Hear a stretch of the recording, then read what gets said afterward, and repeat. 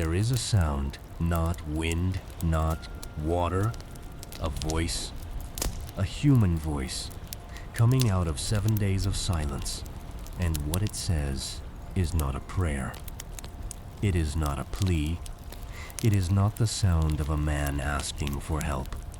It is the sound of a man asking for the day he was born to be erased from every record in every heaven that has ever kept one.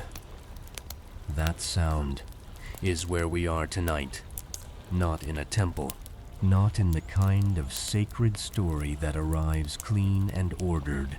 We are on an ash heap, outside a city whose name the oldest manuscripts give as Uz. Low ground, open sky, the kind of cold that settles into the body when it has been sitting still for too long, and a man who has lost everything a human being can lose is about to open his mouth for the first time in 7 days. Stay here, because what he says is not what most people think he says, and the version of this story that kept the most, that refused to shorten the ending, that preserved verses no other tradition carried forward, is not the version most people were handed. It is Book 22 of the Ethiopian Orthodox Bible, and tonight we are going inside it, slowly, all the way to the end. My name does not matter here. Others left when this account became difficult. I stayed, not out of certainty, out of need to know. What I found by staying is what I am carrying here tonight, and what I found changed the shape of a story I thought I already understood, because here is what almost no one tells you. About the book of Job, the version most people know is missing something at the end. Not a footnote, not a marginal detail, something that was preserved in one tradition and quietly absent from almost every other. And that tradition is Ethiopian. The Ethiopian Orthodox Church has held a canon of scripture that is larger than any other Christian canon on earth. 81 books. Some of them you know. Some of them you have never been given permission to read. Book 22 is the book of Job, and the Ethiopian version ends differently than the one you were taught. We will get there.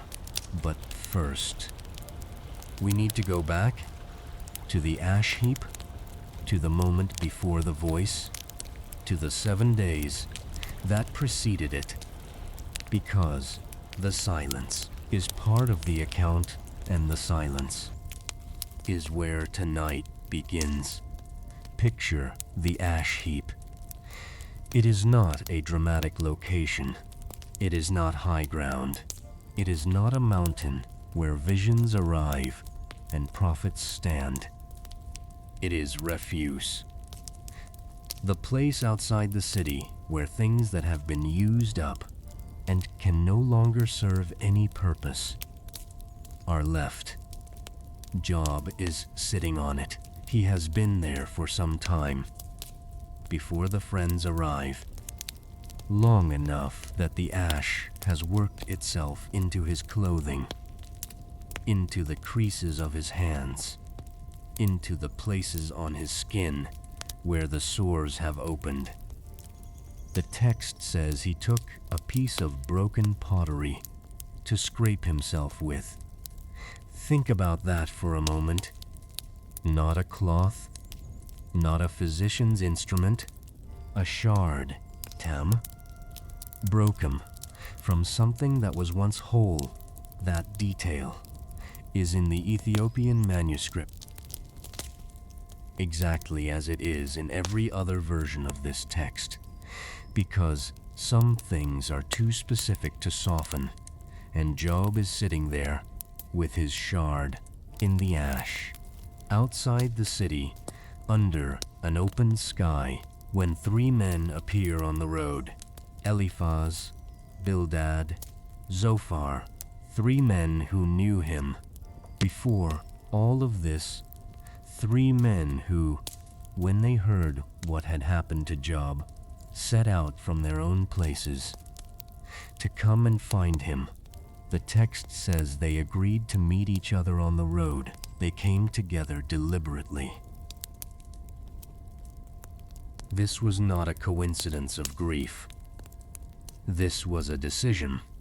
And when they saw him from a distance, when they arrived close enough to recognize the man they had known, the text says they did not recognize him. They raised their voices and wept. They tore their robes. They threw dust into the air above their heads, and it fell back down on them.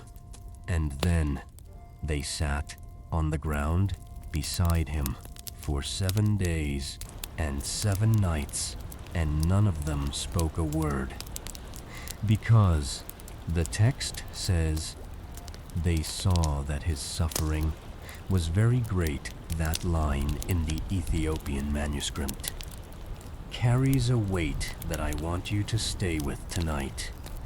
Before we move any further, the 3 friends who will later be criticized, who will later say things that God himself calls not right, who will later need Job to pray for them so that they are not consumed by what they said.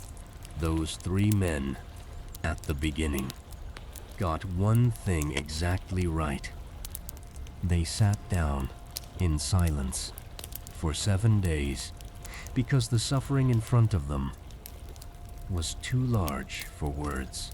And I have carried that detail for a long time because it means that the error of the friends was not that they came, was not that they stayed, was not even entirely that they spoke.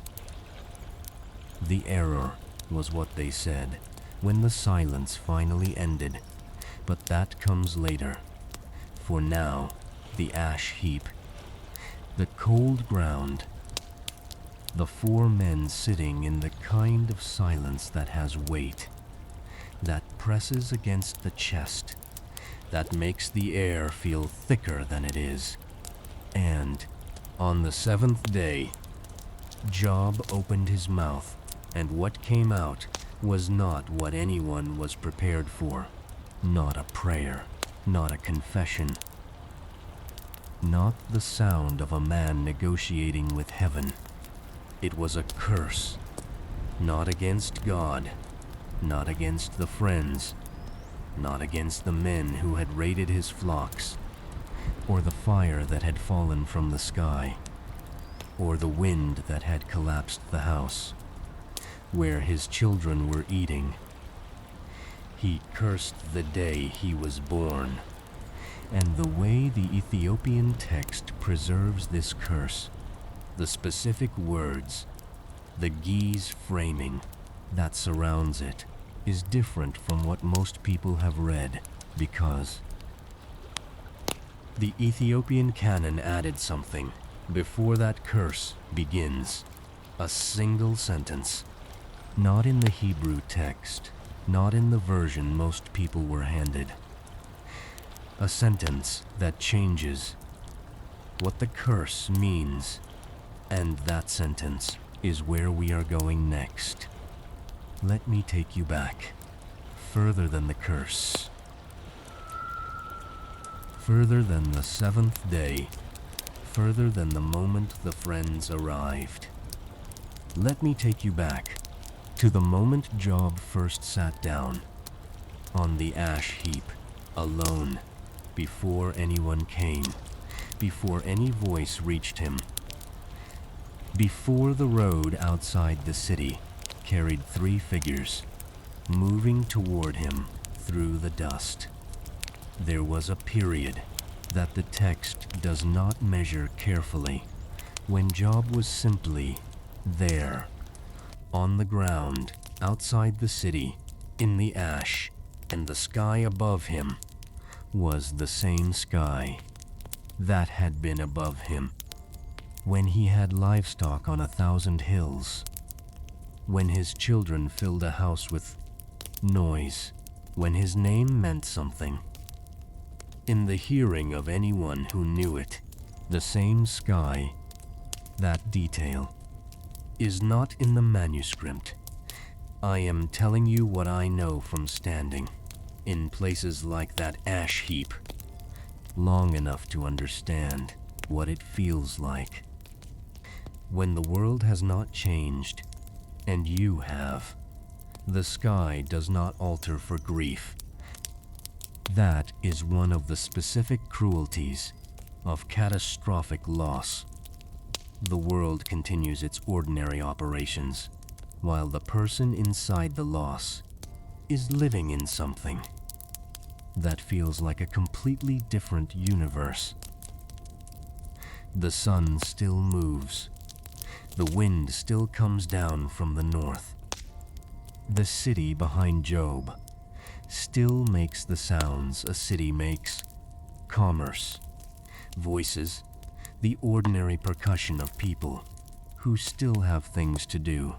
And Job sits in the ash with his shard of pottery, and the sky above him does not acknowledge what has happened to him. Now, the friends arrive. The Ethiopian Orthodox manuscript tradition preserves the names of these three men with specific geographic identifications that matter more than most readers realize. Eliphaz, the Temanite, Bildad, the Shuhite, Zophar, the Naamathite. Three different places, three different traditions of wisdom. Three men who came from different directions and agreed to arrive together. The word used in the Giaz text for what the friends agreed to do is not a casual word. It carries the sense of a deliberate assembly, a council that convened for a purpose. These men did not simply run into each other on the road. They planned this visit. They understood that what had happened to Job required a formal response. And in the Ethiopian Orthodox tradition, a formal response to suffering has a specific shape. You come, you arrive visibly. You make your grief known through your body, through your clothing, through the dust you put on your own head, which says to everyone watching, I am not separate from this suffering. I am entering it with you. That gesture, the dust thrown upward, falling back down onto the one who threw it, is not theater. It is a statement.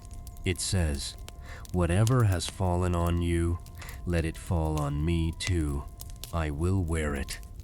I will carry it into this place alongside you. I will not stand at a clean distance from what has broken you. Now, the Giaz word I want to place before you here is Ḥazän, written in Giaz as Ḥazän. It means grief, mourning. But more precisely than either of those English words allows. Ḥazän in the Ethiopian Orthodox tradition is not simply sadness. It is not the word you use for ordinary disappointment, or the low, persistent ache of missing something. Ḥazän is the word for the specific grief that arrives when something that cannot be replaced is gone, the grief of permanent loss The grief that does not have a recovery point, on the other side of which things go back to normal. Ḥazän is what the friends perform when they tear their robes and throw dust, and what is significant in the way the Ethiopian manuscript handles this moment is that the friends' grief is named before Job's grief. The text describes what the friends do before it returns to Job, which means the account is asking you to see something that is easy to miss in a fast reading. The friends suffer when they see Job, not abstractly, not philosophically, not in the way a visitor might feel bad. For someone they have come to help, they weep, they tear their clothing, they put ash and dust on their own heads. The Ḥazän, the Ethiopian text names here, is genuine, and that changes the texture of everything that comes after, because the friends who will later fail Job are not strangers who never understood him. They are men who wept when they saw him, men who could not contain their own grief at the sight of what he had become. Their failure is the failure of people who loved him, and that is a heavier thing to carry than the failure of people who never cared. Now, they sit down. The text says they sat with him on the ground. The Ethiopian manuscript is specific about this. They did not bring chairs. They did not stand above him, looking down with the posture of those who still have things. Looking at one who has lost them, they sat on the ground, at his level, in his register, in the ash and the dust and the cold, and no one spoke. 7 days, 7 nights. Picture what that means. 7 days is not a long afternoon of uncomfortable silence. 7 days is sunrise, and the light moving across the ground, and the temperature dropping at night, and the stars appearing, and the stars disappearing, and the sun returning. 7 times. 7 times the light changed. 7 times the cold of night gave way to the warmth of day. 7 times the city behind them woke up and went about its business, and quieted again, and the 4 men sat in the ash, and none of them spoke, not because they had nothing to say. The friends had wisdom. They came from traditions of wisdom. Eliphaz, specifically, in the Ethiopian manuscript tradition, is identified with a lineage of sage speech, a formal tradition of address used when men of understanding speak to men in difficulty. He had words prepared, almost certainly. You do not travel a long distance to sit beside a suffering man without having thought about what you will say. But he did not say them, not for 7 days, because the suffering in front of him was too large. I want to stay with the silence itself for a moment before we follow what broke it, because there is something in those 7 days that the Ethiopian Orthodox tradition understood more clearly than most commentaries admit. Silence in the presence of grief is not passive. In the Ethiopian manuscript world, in the scribal culture that produced and preserved these texts, silence had a texture. It had a function. It was not the absence of speech, It was a form of speech that did not use words. When the friends sat for 7 days without speaking, they were saying something. They were saying, "There is nothing I can offer you right now that is larger than what you are carrying." And that is one of the most honest things one human being can say to another. Most people, in the presence of someone else's catastrophe, reach for words because silence feels like failure. Because sitting with someone in their suffering without fixing it, without explaining it, without contextualizing it, feels like not doing enough. The friends sat in the ash for 7 days, and in those 7 days, they did enough. It was only when they opened their mouths that they stopped. Now, there is a detail in the Ethiopian manuscript about the 7 days of silence that I have not seen given sufficient attention in most of the commentary I have read. The text says that none of them spoke a word because they saw that his suffering was very great. The phrase, very great, in the Ge'ez text, this is not a vague intensifier, not simply the way we might say, it was a very bad situation.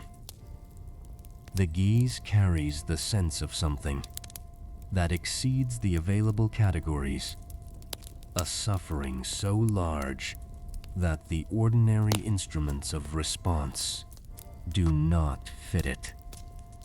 The friends went silent, not because they were at a loss for words, but because the words they had were the wrong size. And they knew it. That awareness, that moment of recognizing that what you have prepared does not match what is in front of you is a form of wisdom. And then, on the 7th day, they stopped having it. Because Job spoke first, and what Job said forced them to respond. The 7th day, in the Ethiopian, the 7th day, in the Ethiopian Orthodox tradition, carries a weight that goes beyond the calendar. We have spoken of it before on this channel. Incas, the Sendat, the specific theology of the 7th day. As the day the structure of creation becomes visible. But here, in the book of Job, the 7th day carries a different weight.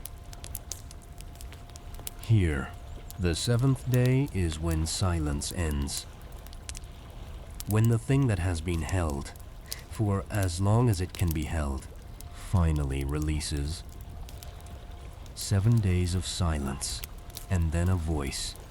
And in the Ethiopian text, before that voice speaks its first word, before the great lament begins, there is a sentence that does not appear in the version most people were handed. A sentence written in Ge'ez, copied by scribal hands, in stone rooms and island monasteries, across 15 centuries. A sentence that frames everything Job is about to say, in a way that changes what it means. And that sentence is where we are going next. The ash heap is still there. The friends are still sitting.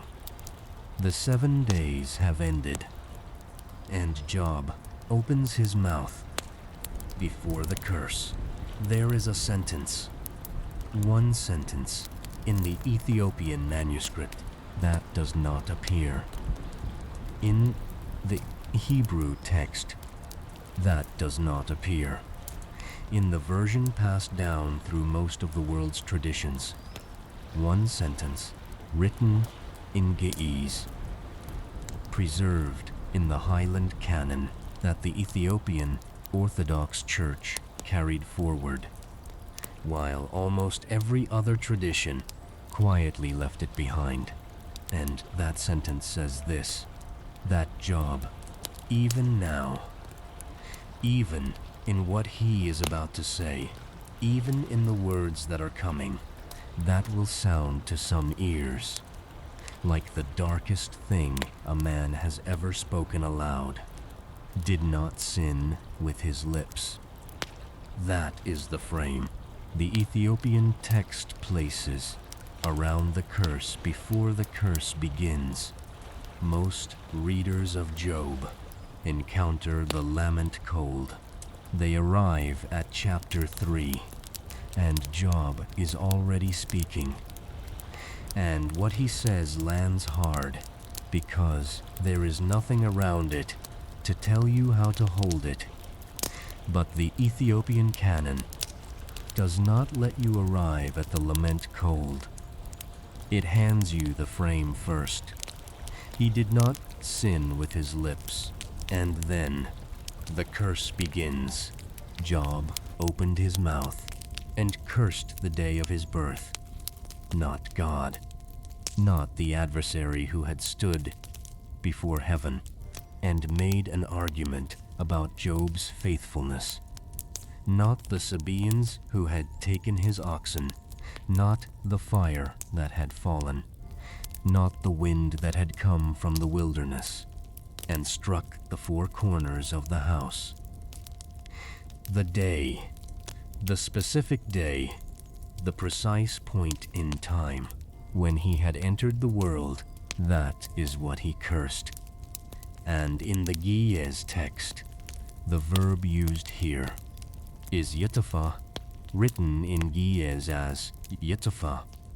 And Yəṭäfa does not mean let it be forgotten, or let it be regretted, or let it be marked as unfortunate. Yəṭäfa means let it perish, complete annihilation, not the softening of a memory, but the erasure of the thing itself from every record, in every register that has ever held it.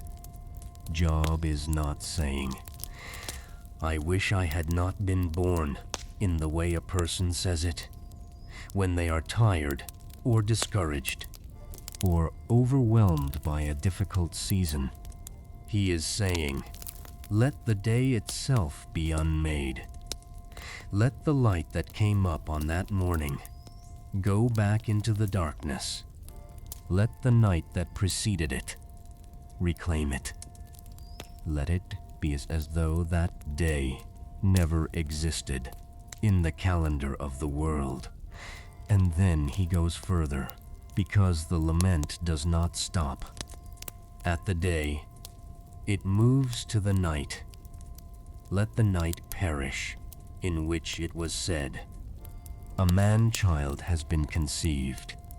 He is moving backward through his own existence, trying to find the earliest possible point at which the record of him could be closed before it opened, the day of his birth, and now the night of his conception. He is trying to erase himself from the beginning. I want you to understand what it takes for a man to reach this place, because Job is not a man who broke easily. The Ethiopian Orthodox tradition is very precise about this.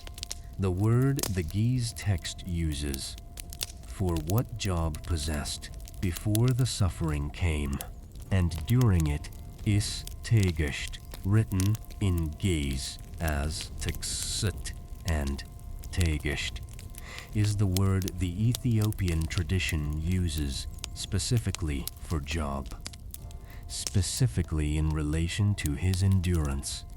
But it does not mean patience in the way most people use that word.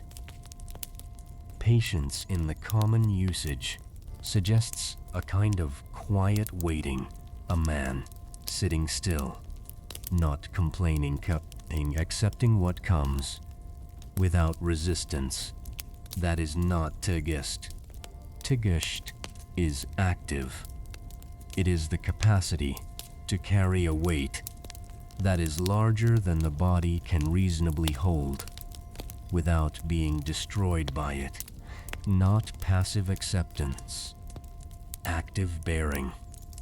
The difference is the difference between a man who does not fight because he has given up and a man who does not fight because he has chosen to remain standing under a load that would have crushed anyone else.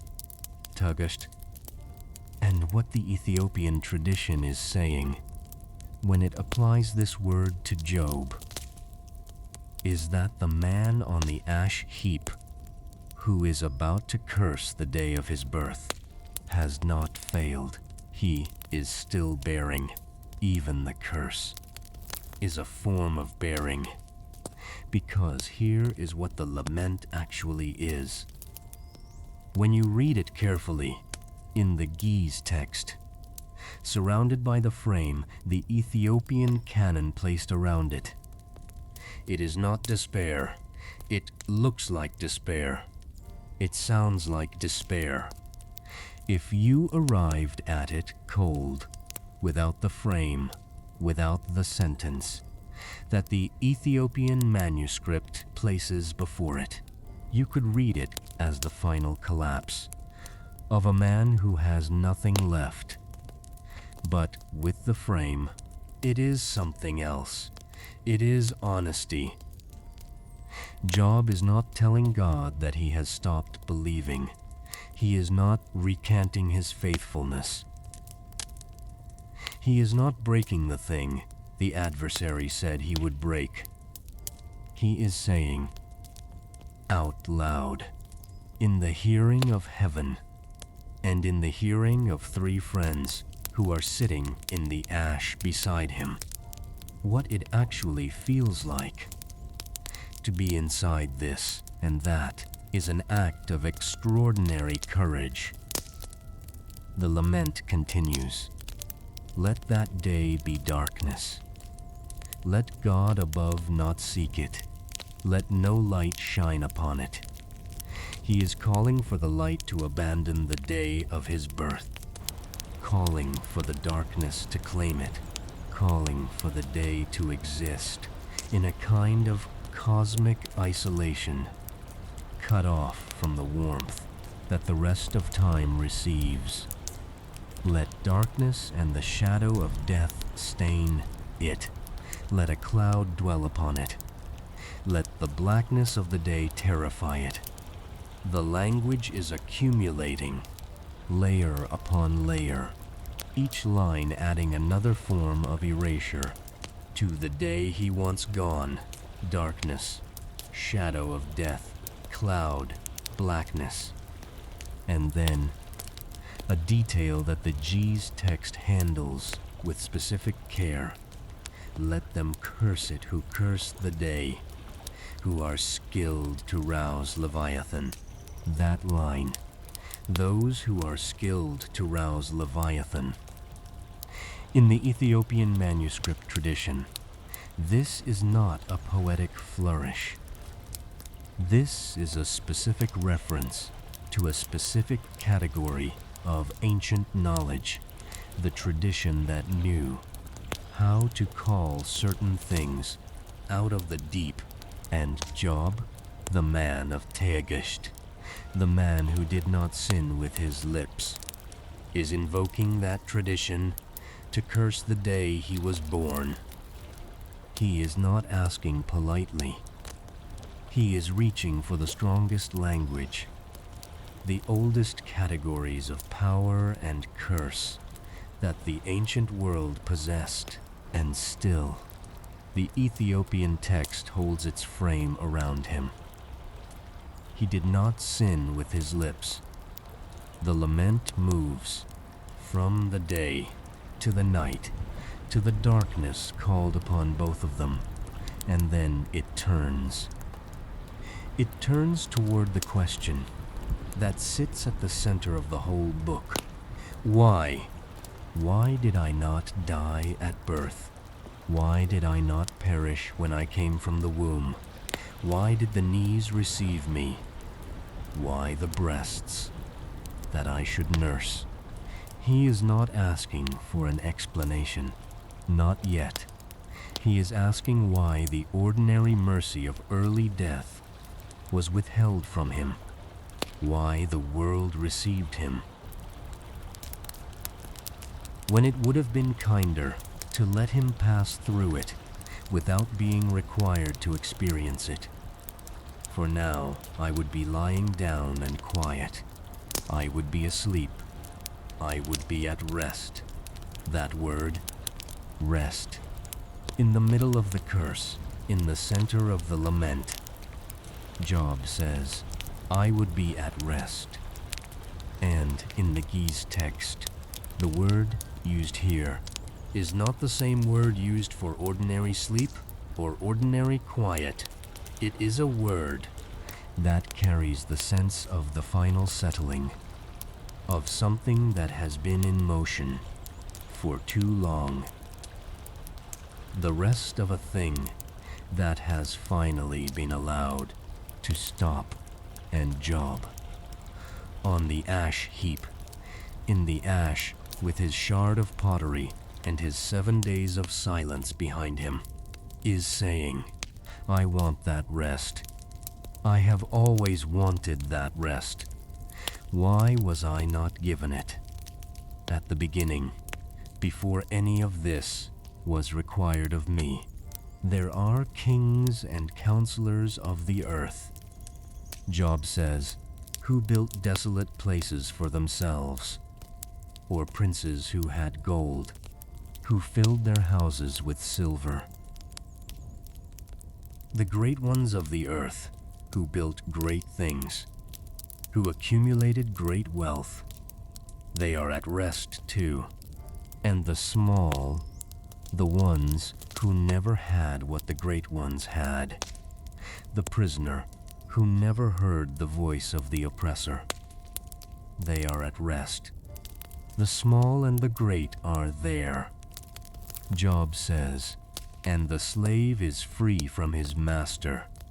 He is describing death as the great equalizer, the place where the categories that organize the living world, the great and the small, the powerful and the powerless, the enslaved and the free, are dissolved, and he wants to be there, not because he has stopped valuing life, but because the life he is living has become something that the word life no longer adequately describes.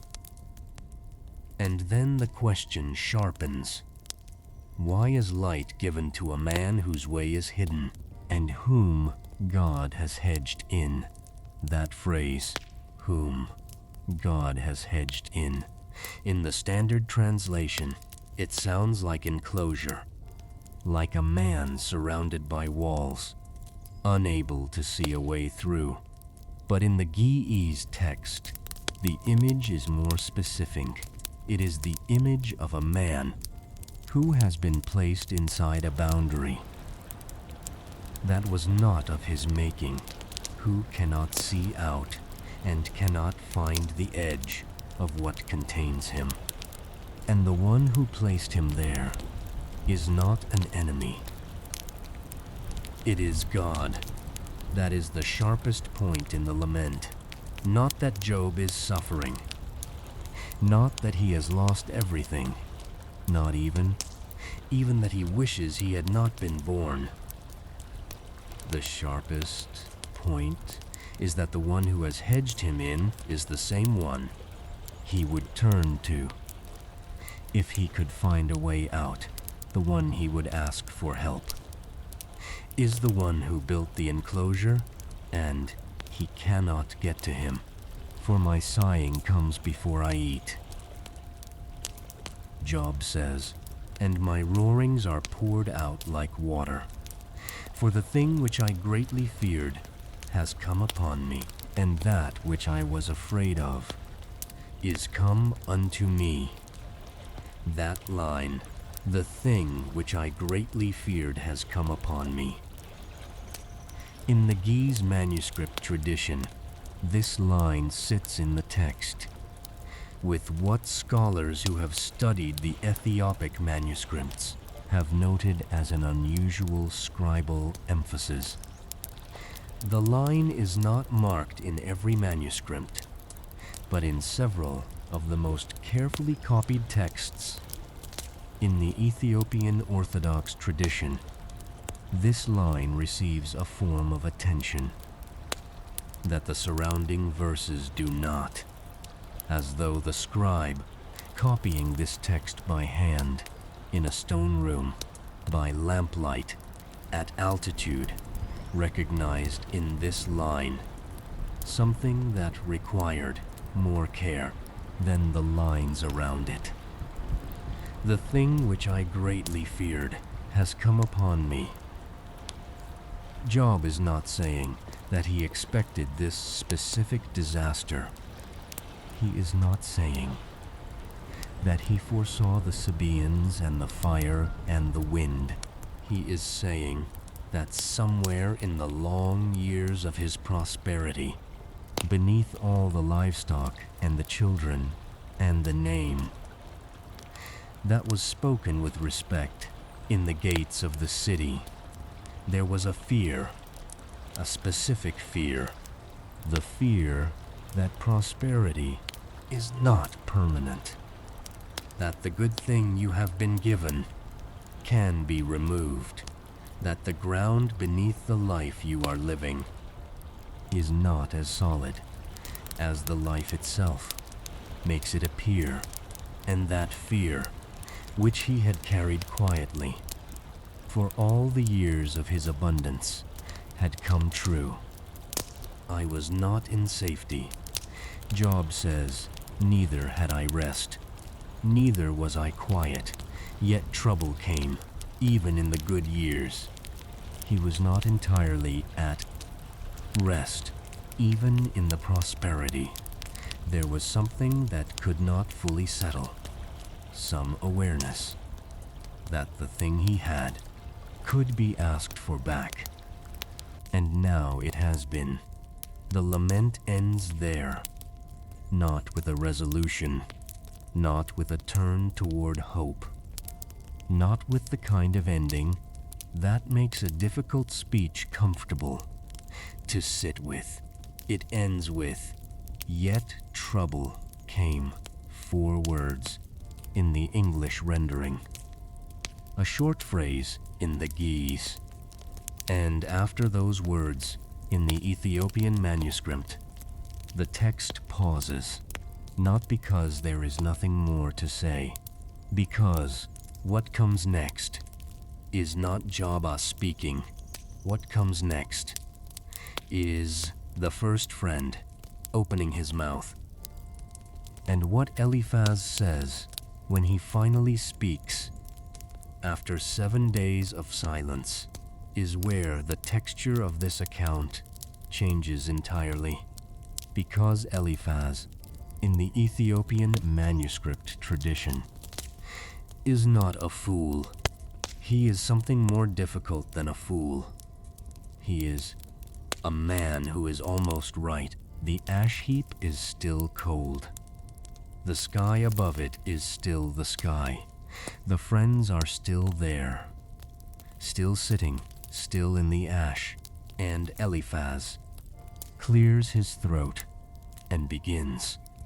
Before we follow Eliphaz, I need to take you somewhere, away from the ash heap, for a moment, away from the cold ground and the 4 men, and the sky that does not acknowledge grief. I need to take you into a room, a small room, stone walls, Highland stone, the color of old bone, the kind that holds cold in the morning and warmth in the afternoon, and by evening has found its own temperature, not warm, not cold, simply present, a low wooden surface a lamp burning oil, not wax, a thin, steady flame. That does not throw light so much as it defines, a circle of visibility inside which work is possible. Beyond the circle, shadow inside it, a page, and on that page, the book of Job. Not the version most people were handed, the Ethiopian version, Book 22 of the Ethiopian Orthodox Bible. I want to tell you something about how this book survived, because it did not survive by accident. The Ethiopian Orthodox Tewahedo Church is one of the oldest Christian communities on earth. Its roots reach back to the 4th century, when a young man named Frumentius of Tyre arrived in the Aksumite Empire and brought with him a tradition of scripture and a tradition of preservation that the Ethiopian Church would carry forward for 1500 years without interruption.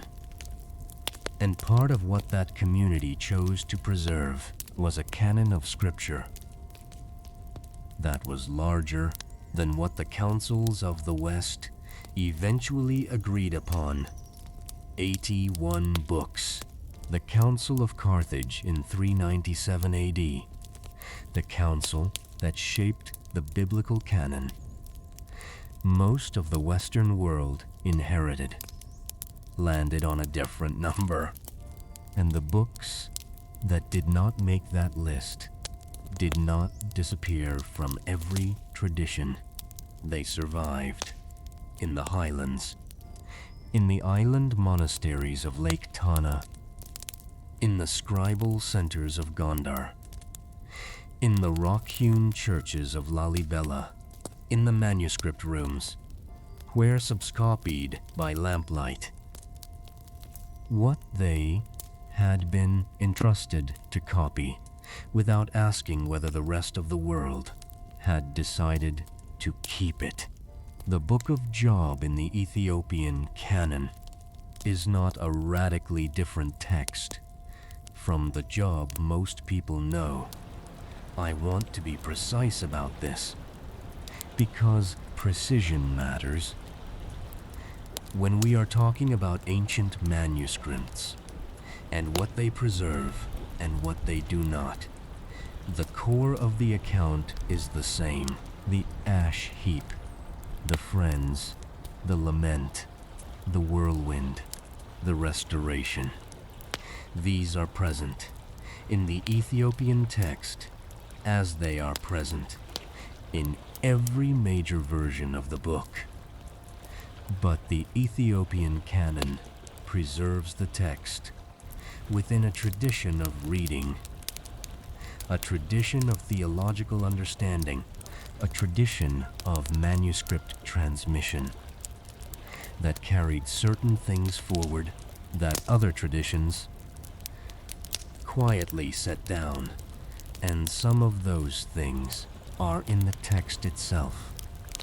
Additional framing material, verses that surround the lament, a closing section that the Ethiopian manuscript tradition preserved with care that most readers in the rest of the world were never introduced to. The scribe in that stone room knew what he was copying. He had been trained in the Ge'ez language, in the manuscript tradition, in the specific forms of attention that the Ethiopian Orthodox scribal culture required of the people it entrusted with the preservation of its texts. And when he came to the book of Job, when he sat down at that low wooden surface with the lamp burning beside him and the page open before him, he was not copying a book that his tradition had any ambiguity about, The Ethiopian church called this book 22. It sat in a specific place, in a specific sequence, in a canon that had been settled for more than 1,000 years. Before he was born, he copied it. The way you copy something because you have been entrusted to keep with the specific quality of attention that belongs to work, you understand, cannot be undone if done wrongly. Now, let me tell you about the Ge'ez word that sits at the center of how the Ethiopian tradition understands Job. The word is Tə'əgəśt. Tə'əgəśt. We touched it briefly in the last section, but I want to give it the space it deserves, because Tə'əgəśt is not a simple word. The New Testament, in the letter of James, chapter 5, verse 11, mentions Job. It is the only place in the New Testament where Job is named, and the Greek word used there for what Job possessed is hypomone, which is usually translated as patience, or endurance, or steadfastness, and hypomone is a good word. It carries the sense of remaining under a weight, of not fleeing from difficulty, of staying in the place where things are hard. But the Ethiopian tradition, reading the same account in Ge'ez, through 15 centuries of theological reflection, arrived at Tə'əgəśt, and Tə'əgəśt carries something that hypomone does not fully reach. Tə'əgəśt is active bearing, not passive waiting, not the endurance of a man who has simply run out of options and is therefore still present because there is nowhere else to go. Tə'əgəśt is the bearing of a man who chooses to remain under the weight, who understands what the weight is, who does not pretend it is lighter than it is, who does not perform strength he does not have, and who stays. The man who curses the day of his birth is not a man who has abandoned Tə'əgəśt. He is a man who is exercising it with everything he has in the only form it can take at this particular moment, which is honesty. Now, the textual context matters here, and I want to give it to you carefully. The book of Job exists in several ancient versions.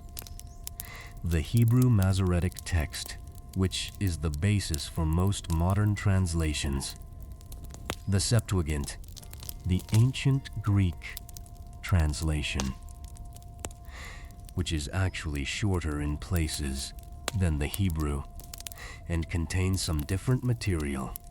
The Peshitta, the Syriac version, used in the ancient Syriac Christian tradition, and the Ethiopic version, preserved in Ge'ez in the Ethiopian Orthodox canon. Each of these versions reflects the tradition that carried it.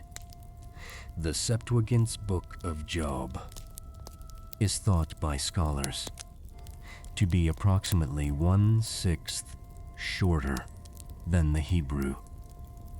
Some material present in the Hebrew was not carried into the Greek, and the Ethiopian Ge'ez version sits within a manuscript tradition that preserved specific theological framings around the text, framings that reflect the way the Ethiopian Orthodox Church read and understood Job over 15 centuries of continuous engagement with this book.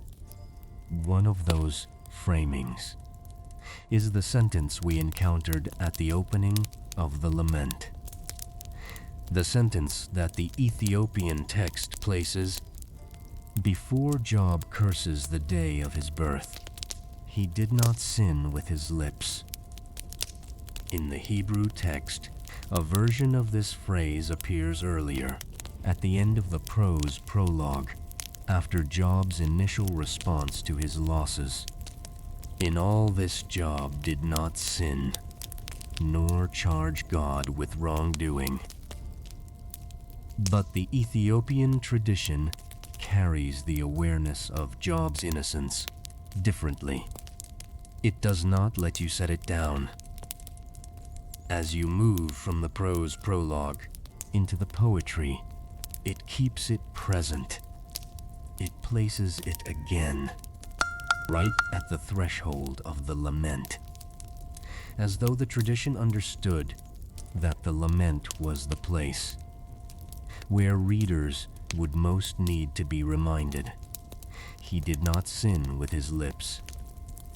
Even here, even in this, and now, I want to tell you about the ending, because the ending of the Ethiopian book of Job is the part that almost no one outside the tradition has sat with carefully, and it is the part that gives this night its title, the unread ending.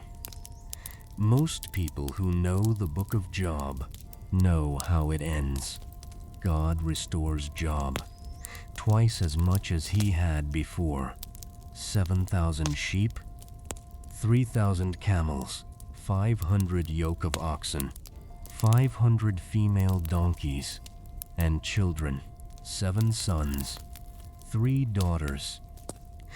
The daughters are named, which is unusual, almost unprecedented, in the patriarchal literature of the ancient world: Jemimah, Keziah, Keren-happuch, and Job lived 140 years after this, and saw his children and his children's children 4 generations, and Job died, old and full of days. That is how most people know it ends. But in the Ethiopian manuscript tradition, the ending carries additional material. A closing section that frames the entire account within a theological context that the standard versions do not make explicit. And inside that closing section, there is a verse, a specific verse, that the scribes who copied this manuscript treated with the particular care you give to something you understand is important, even if you cannot entirely explain why. I am going to take you to that verse tonight, but not yet. Because to understand what the ending adds, you need to understand what the middle holds. And the middle is where the friends speak, and what the friends say, and what Job says back, and what the Ethiopian text preserves in the margins and the body of the debate that fills the center of this book, is where the deepest material lives. The lamp in the stone room is still burning.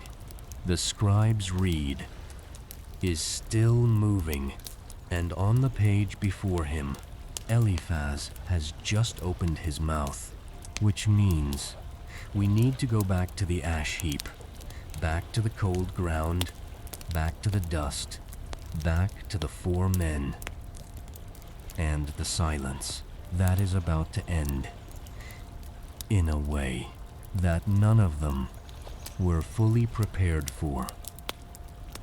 Eliphaz waits. That is the first thing I want you to notice. He does not speak the moment Job finishes. He does not rush into the silence the way a man rushes in who has been waiting for his turn, who has had his answer ready, and has been holding it impatiently. Through the whole of what the other person said, Eliphaz waits, and in that waiting there is still something of the 7 days, still something of the man who sat in the ash and understood that some suffering is too large for immediate response. But then he speaks, and what Eliphaz says is not cruel. That is the first thing.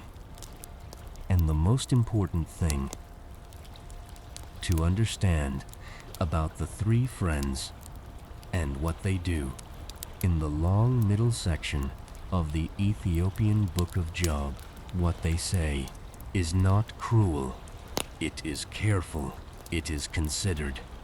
It comes from a tradition of wisdom that is real, that has roots, that did not simply appear from nowhere. Eliphaz the Temanite. In the Ethiopian manuscript tradition, the geographic identification matters. Teman was a region associated in the ancient world with a specific lineage of wisdom, a tradition of sage speech, of careful theological reflection, of men who had thought seriously about the relationship between human conduct and divine response. The Giz text gives Eliphaz's first speech a specific formal marker that scribes used in the Ethiopian manuscript tradition to indicate authorized speech, the speech of a man who speaks from within a recognized tradition, who is not improvising, who is drawing on something that has been tested and transmitted across generations. That marker matters because it means that when Eliphaz speaks and when what he says turns out to be wrong, the error is not the error of ignorance. It is the error of a man who had a real framework and applied it to a situation the framework was not built for. If one ventures a word with you, Eliphaz begins, "Will you be impatient?" Even his opening is careful. He is asking permission. He is acknowledging that what he is about to say is a risk, that speaking into someone else's suffering is an act that requires a kind of consent. But he continues, "Think now, who that was innocent ever perished, or where were the upright cut off?"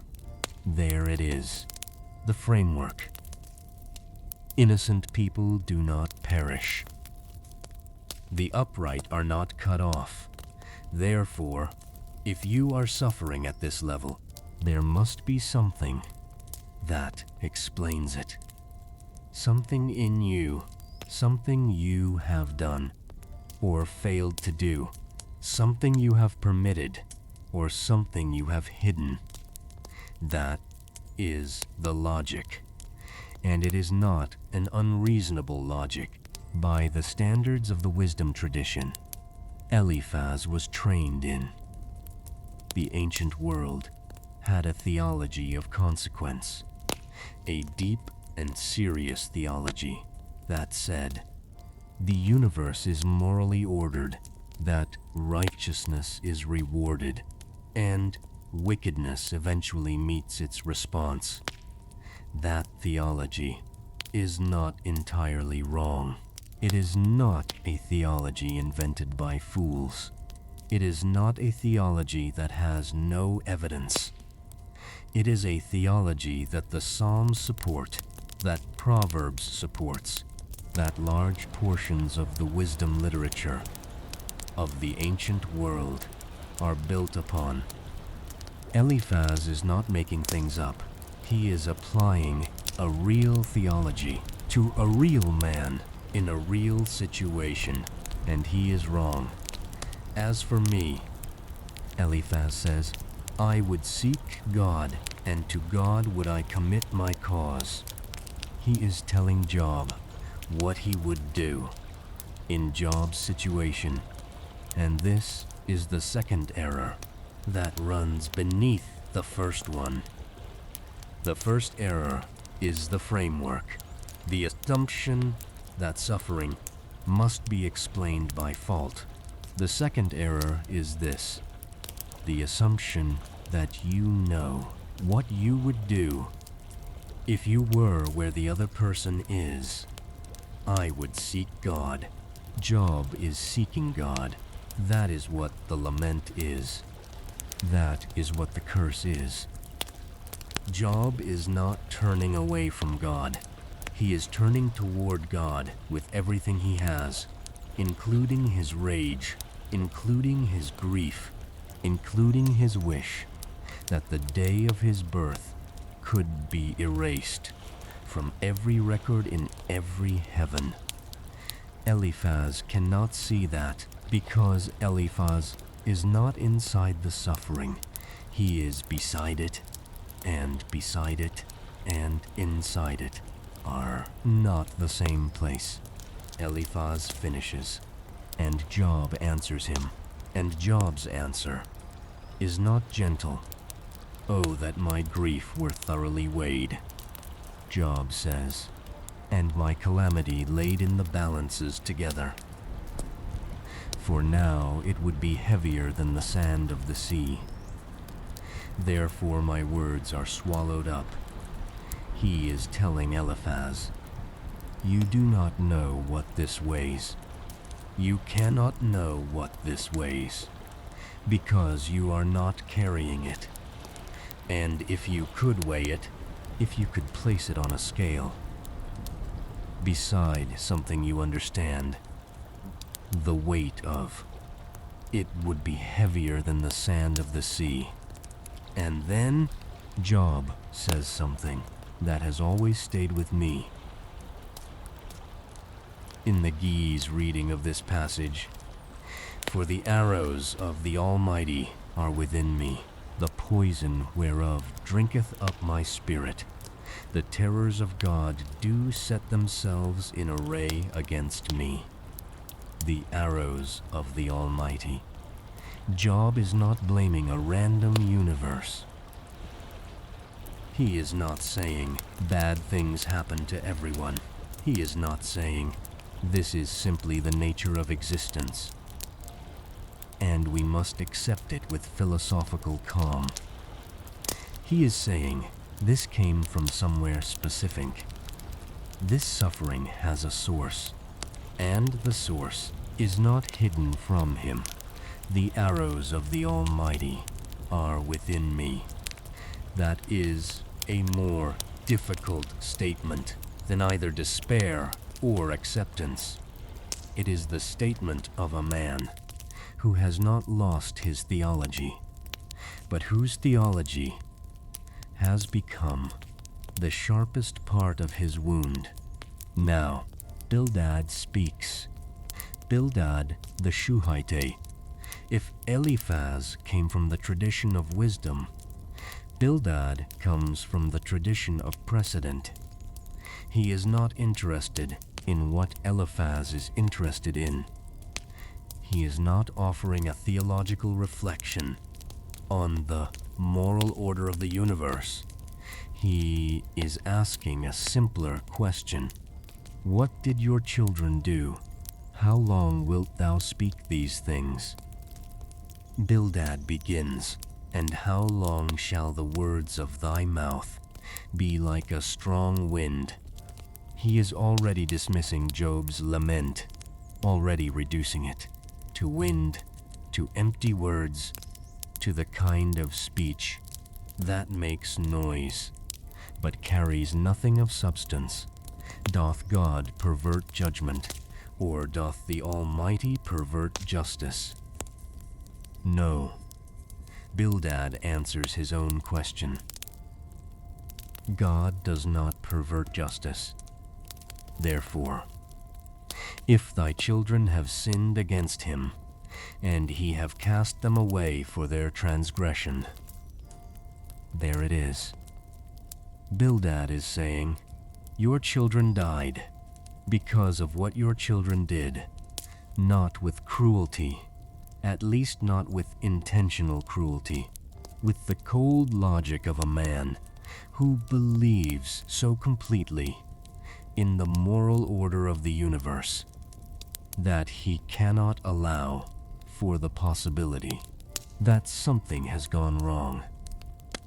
At a level, the moral order does not account for, and this is where the Ethiopian manuscript tradition carries something that I want to place carefully before you, because in the Gez text, Bildad's speech has a specific quality of register that is different from Eliphaz's. Eliphaz spoke from within a wisdom tradition. Bildad speaks from precedent, from the tradition of the fathers. Inquire, I pray thee, of the former age. Bildad says, and prepare thyself to the search of their fathers. For we are but of yesterday, and know nothing, because our days upon earth are a shadow. Shall not they teach thee, and tell thee, and utter words out of their heart? Bildad's argument is an argument from tradition, from the accumulated wisdom of generations who came before, from the testimony of the fathers who observed how the world worked and passed that observation down. And in a tradition like the Ethiopian Orthodox tradition, a tradition that takes the testimony of the fathers seriously, a tradition built on the careful preservation of what was entrusted to it, Bildad's appeal to tradition is not easily dismissed, which is what makes it so dangerous, because Bildad is using the right instrument in the wrong way. He is using tradition not to illuminate, but to condemn, not to open understanding, but to close it, not to say, let us look more carefully at what the fathers saw, but to say, the fathers saw this clearly, and what they saw explains you.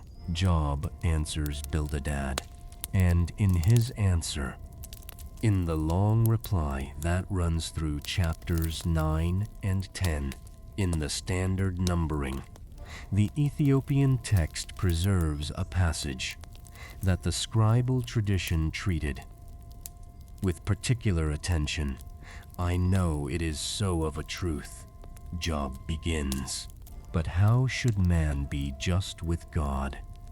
He is not disputing the theology. He is not saying, God is unjust.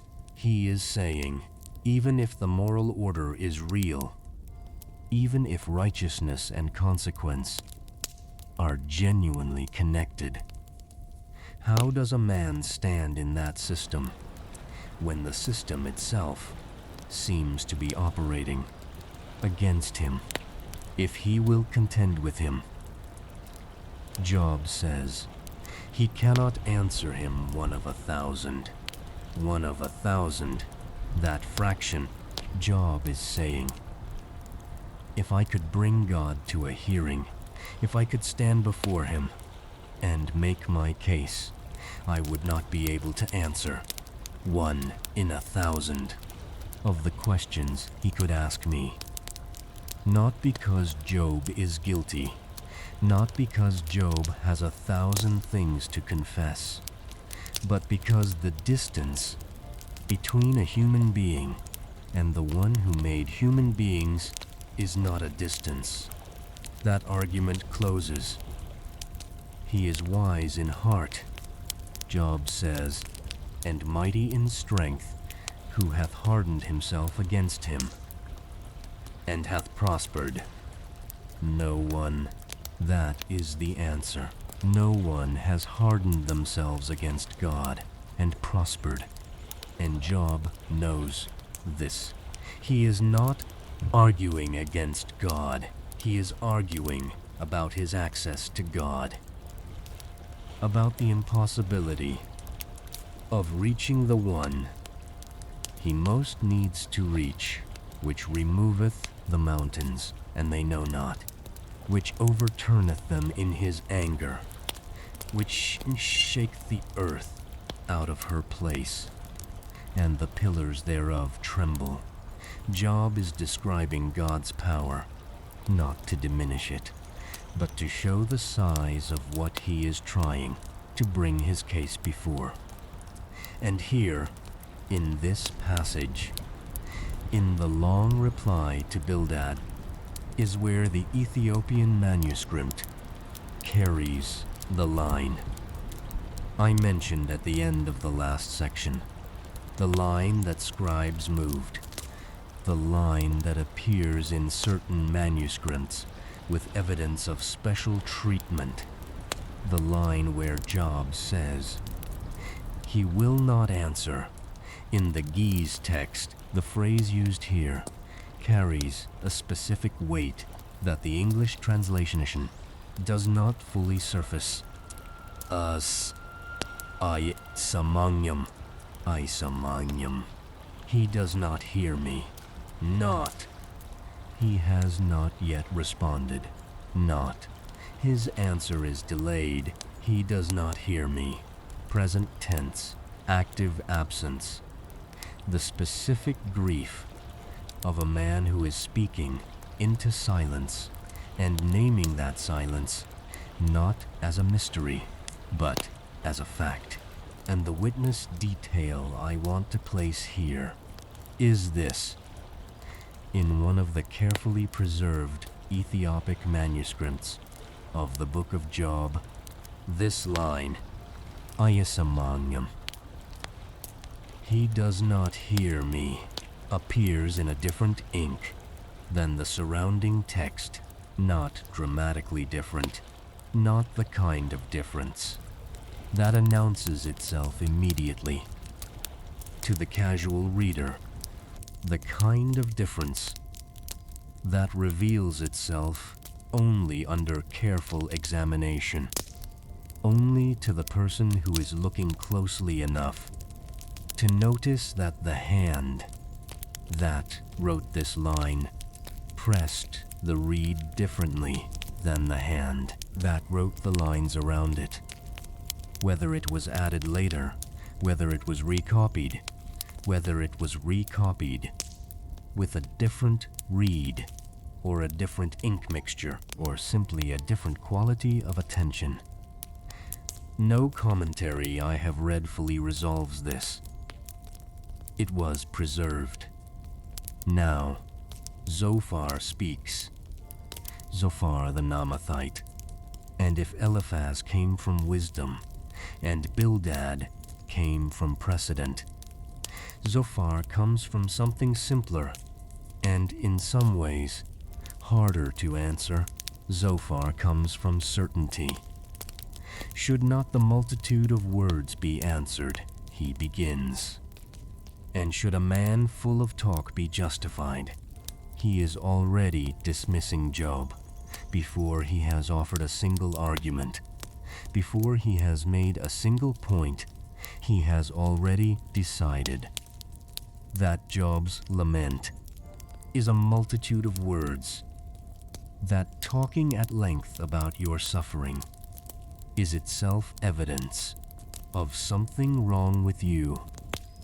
For thou hast said, Zophar continues, my doctrine is pure, and I am clean in thine eyes. But, oh, that God would speak, and open his lips against thee, and that he would show thee the secrets of wisdom, that they are double to that which is. Know therefore that God exacteth of thee less than thine iniquity deserveth. Less than thine iniquity deserveth. Zophar is saying, "You are not suffering enough." He is saying, whatever you are going through is actually less than what your hidden sins have earned.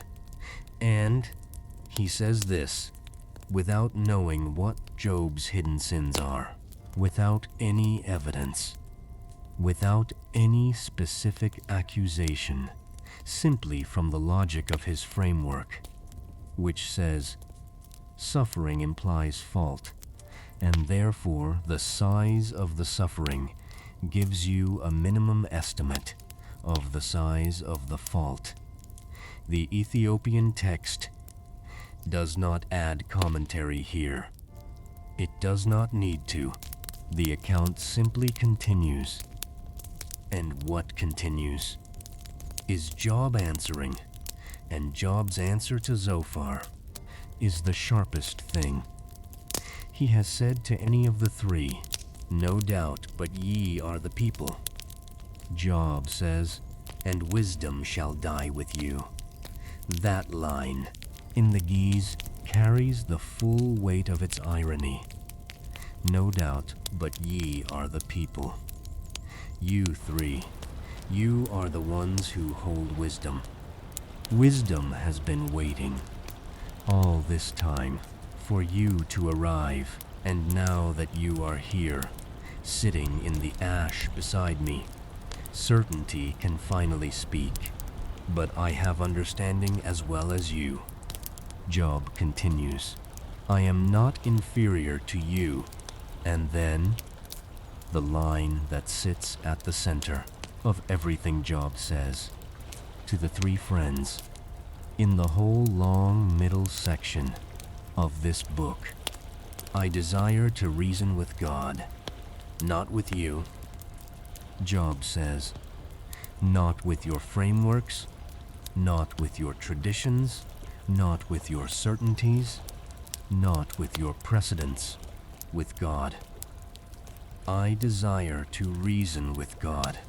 That desire, that specific desire to bypass the intermediaries, to bypass the frameworks, to bypass the theologies that have been arranged between a suffering man and the one he holds responsible for the suffering. That desire is what the whole middle section of Job is built on, and it is what the whirlwind eventually answers. The ash heap is still there. The three friends are still sitting. The debate has gone on longer than any of them expected when they arrived on the road and agreed to come together to sit with Job in his suffering. And in the long middle of that debate, inside Job's reply to Bildad, inside the passage the Ethiopian scribe copied with a reed that pressed differently at the line that said, "He does not hear me," there is a verse, a specific verse in the Ethiopian text that I have not yet shown you, a verse that sits in the body of the manuscript, not in the margin, not in a note, in the body, as though it was always there, as though the tradition that preserved it never considered that it might be absent from other versions. And that verse changes what Job's desire to reason with God means. It changes what he is asking for when he says, "I desire to reason with God." But before I show you that verse, we need to pass through something. A pause in the account. Not a pause I am adding, a pause that is in the manuscript itself. A gap, a silence, a place in the record where the text preserves something that has not been satisfactorily explained by anyone who has studied it. And that is where we are going next. Here the record stops. Not the account. The record. There is a word in the Ethiopian manuscript of Job, preserved in the body of the text, not in the margin, not in a later hand, in the body. A Giz term that appears once, in this specific position, in this specific manuscript tradition, and does not appear in the corresponding position in any other version of this text. Scholars have noted it. It has been transcribed. It has been placed in footnotes. It has been listed in textual comparison tables. It has not been resolved. No commentary tradition in the Ethiopian Orthodox manuscript world, or in the academic literature that has studied these manuscripts, has offered an explanation that achieved consensus about what this term is doing here, why it was placed here, what the scribe understood himself to be preserving when he copied it into this specific position in this specific book. I have sat with that absence for a long time. I am not going to fill it tonight. Some things were preserved without explanation, and the preservation itself is the record. The word is there. The silence around it is there. Both are part of what the manuscript holds. Now, back to what we can see. Job is still speaking. We are inside his reply to Bildad, inside the long passage that runs through the center of this book, like a river runs through stone, not around the hard places, through them. And in this passage, Job says something that the Ethiopian manuscript tradition treated with a care that is visible even across the distance of centuries. But I need to take you to the manuscript first, before the ash heap, before the words. Back to the stone room, back to the lamp, back to the scribe. There is a practice in the Ethiopian Orthodox manuscript tradition that scholars who study these texts call repositioning. It is not corruption of the text. It is not error. It is the deliberate movement of a line or a passage from one position in the manuscript to another. A scribe reads what he is copying and recognizes that a particular line has been placed in a position where it is easy to miss, where the reader moving quickly through the surrounding material might pass over it without giving it the weight it deserves. And so the scribe moves it, not changes it, moves it, carries it from the margin into the body, or from a lesser position into a more prominent one. This practice exists in other manuscript traditions too. The Septuagint shows evidence of it. The Syriac Peshitta shows evidence of it. But in the Ethiopian Orthodox scribal tradition, it carries a specific theological weight, because the scribe who moves a line is not editing. He is witnessing. He is saying, I have read this, and I understand that it belongs in a place where it will be seen. The line in Job's reply to Bildad that the Ethiopian manuscript tradition treated with this kind of care is the line where Job describes what he wants from God, not what he is asking for, not restoration, not explanation, not the return of his children, or his livestock, or his name in the gates of the city. What he wants, in the deepest sense, is a hearing. Oh, that I knew where I might find him. Job says, that I might come even to his seat. That line. Oh, that I knew where I might find him. In the guest text, the verb used for find carries a sense that the English translation only partially reaches. It is not the finding of a lost object, not the finding of something that was misplaced and needs to be located and returned to its proper position. It is the finding of someone who is present but not reachable, who exists but whose location is not available. To the one who is looking, the finding of a person who has not gone away, but who cannot be arrived at by any road. The seeker currently knows how to walk. I would order my cause before him, Job continues, and fill my mouth with arguments. I would know the words which he would answer me, and understand what he would say unto me. Job has a case. He is not asking for mercy. He is asking for a hearing.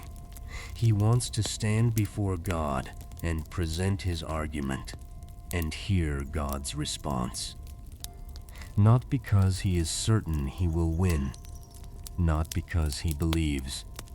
His case is unanswerable, because the alternative is to remain in the ash with no access to the one who placed him there, and no way of understanding what the placing means.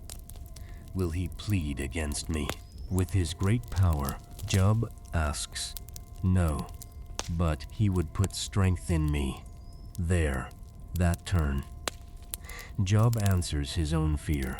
He asks, if I reach God, will God simply overpower me? Use the distance between us as a weapon. Crush the argument with the sheer weight of what he is compared to what I am. And then Job answers himself, no, he would put strength in me. Job believes that if he could reach God, God would not crush him. God would strengthen him for the hearing, would give him what he needs to make his case in the presence of the one his case is addressed to. There the righteous might reason with him. Job says, so should I be delivered forever from my judge. The righteous might reason with him. In the Ge'ez text, this phrase carries the full weight of a legal metaphor that the Ethiopian Orthodox tradition understood with precision. The word translated as reason in the Ge'ez is not a casual word for argument or discussion or the exchange of ideas between people who disagree. It is the word for formal pleading, for the speech of a man who stands before a court and presents his case according to the established forms of legal address. Job is not asking for a conversation. He is asking for a trial. And that request, that specific request, for a formal hearing before the one he holds responsible for what has happened to him, is what makes the whirlwind, when it finally comes, so devastating and so precise, because the whirlwind is not an answer. In the legal sense, it is something else entirely. But we are not there yet. Now, the line the scribe moved. In Job's reply to Bildad, in the passage that contains, "Oh, that I knew where I might find him," there is a verse that in certain Ethiopic manuscripts appears in a position that differs from its position in other manuscript traditions. The verse is this: "Behold, I go forward, but he is not there, and backward, but I cannot perceive him. On the left hand, where he doth work, but I cannot behold him. He hideth himself on the right hand, that I cannot see him." 4 directions: forward, backward, left, right. Job has looked in every direction that a human being standing in the physical world can look, and found nothing. Not absence, not the clean absence of a place where something never was, the absence of a presence that Job knows is there, the absence of someone who is present but not locatable, who is working. The text says, on the left hand, he is working, but Job cannot see him. That detail, he doth work. In the Ge'ez text, this is not a passive phrase. It is not the image of a God who has withdrawn from the situation, who has left Job alone, who has turned away and is no longer engaged with what is happening on the ash heap. He is working. Present tense, active. Something is being done on the left hand, in the direction Job cannot see, and Job cannot behold it. That is the specific torture of what Job is describing. Not abandonment. Invisible presence. A God who is there, who is doing something, who has not left, who has not looked away, but who cannot be reached, cannot be seen, cannot be brought to a hearing by any road. Job currently knows how to walk forward, backward, left, right, every direction, tried, every direction, empty. Now, the witness detail in one of the carefully preserved Ethiopic manuscripts of the book of Job. This passage, these 4 directions, this description of a presence that cannot be located, appears earlier in the text than it appears in other manuscript traditions.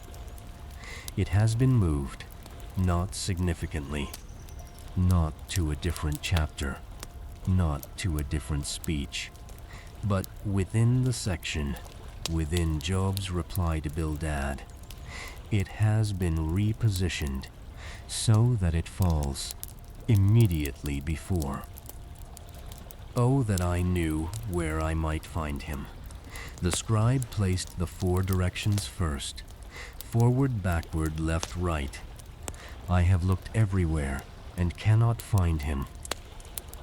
And then, immediately after, "Oh, that I knew where I might find him." Do you feel what that does to the meaning? In the standard ordering, the desire comes first. "Oh, that I knew where I might find him." And then the failed search.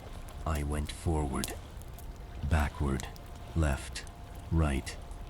But in the Ethiopian manuscript, in the ordering the scribe preserved, the failed search comes first, and then the desire, which means the desire is not naive.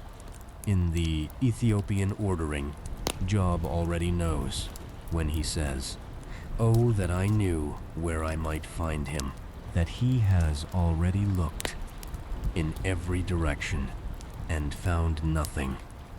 The desire is not the desire of a man who has not yet tried. It is the desire of a man who has tried everything and is still asking. That distinction changes the weight of the request. It changes Job. From a man who wants access to a man who has been searching and has not found it, and is still, despite the failed search, still asking, still turning toward the one he cannot reach, still wanting the hearing, even after the 4 directions came back empty. The lamp in the stone room is burning lower now. The scribe has set his reed down for a moment, not because he is finished, because what he has just copied requires a breath before continuing. The ash heap outside is still cold. The friends are still there, though their speeches have begun to repeat themselves. As the speeches of people who are losing an argument tend to do. They are saying the same things in different arrangements with slightly sharper edges each time, and Job is still answering them, still holding his ground, still directing his desire, not toward them, but past them, toward the one who has not yet spoken, the one who will speak from the whirlwind. But before the whirlwind, there is a moment in the Ethiopian book of Job that almost no reader pauses long enough to feel. The moment when the 3 friends finally stop. Not because they have been convinced, not because Job has won the argument, but because Job is righteous in his own eyes. The text says, "And they have run out of the words their tradition gave them for situations like this." And into that silence, a 4th voice enters. A young man who has been sitting at the edge of the scene, listening to everything, holding his speech because he was young, and in the ancient world, Youth waited for age to finish before it spoke. His name is Elihu, and Elihu, in the Ethiopian manuscript tradition, is treated differently from the 3 friends, differently in a way. That matters for what comes after him, because when God speaks from the whirlwind and addresses the 3 friends, God says, "You have not spoken of me what is right, as my servant Job has." But God does not address Elihu, neither to condemn him, nor to vindicate him. Elihu speaks, and then the whirlwind comes. And Elihu simply disappears from the account. No condemnation, no vindication, no instruction to offer sacrifice, no instruction to ask Job to pray for him. Simply gone, as though the account does not know what to do with him. As though the tradition that preserved this book preserved his speeches and his exit without resolving what his presence meant. The Ethiopian manuscript tradition notes this in the way manuscript traditions note things, not with commentary, but with the quality of care given to the section. Elihu's speeches are copied with the same attention as everything around them. As everything around them, his disappearance is preserved exactly as the account gives it, without explanation. And then The weather changes. On the ash heap, the air shifts. Something is coming from the direction of the wilderness. Something that is not wind in the ordinary sense. Something that Job, who has been asking for a hearing, who has been directing his desire, past the three friends, past Elihu, toward the one who has not yet spoken, is about to receive. Not the hearing he asked for. Something else. The air changes first. Not the sky, not the light, not any visible thing. The air. There is a quality to the atmosphere in the moments before certain kinds of weather arrive that is unlike any other quality of air. A pressure, a stillness inside the pressure, the kind of stillness that is not calm, but is the opposite of calm, dressed in the clothing of calm. The birds feel it first. They stop. Whatever they were doing, they stop and become very still, and then they move all at once in the same direction, away from whatever is coming. The ash on the ground shifts, not blown, shifted, as though the earth beneath it has made a small adjustment in preparation for something. It has been told to expect. Job feels it. He has been on the ash heap long enough that his body has become calibrated to the outdoor world in the way a body becomes calibrated when it has been outside without shelter for a long time.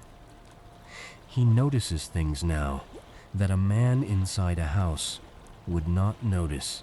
Changes in pressure, changes in the smell of the air, the particular silence that arrives before something large announces itself.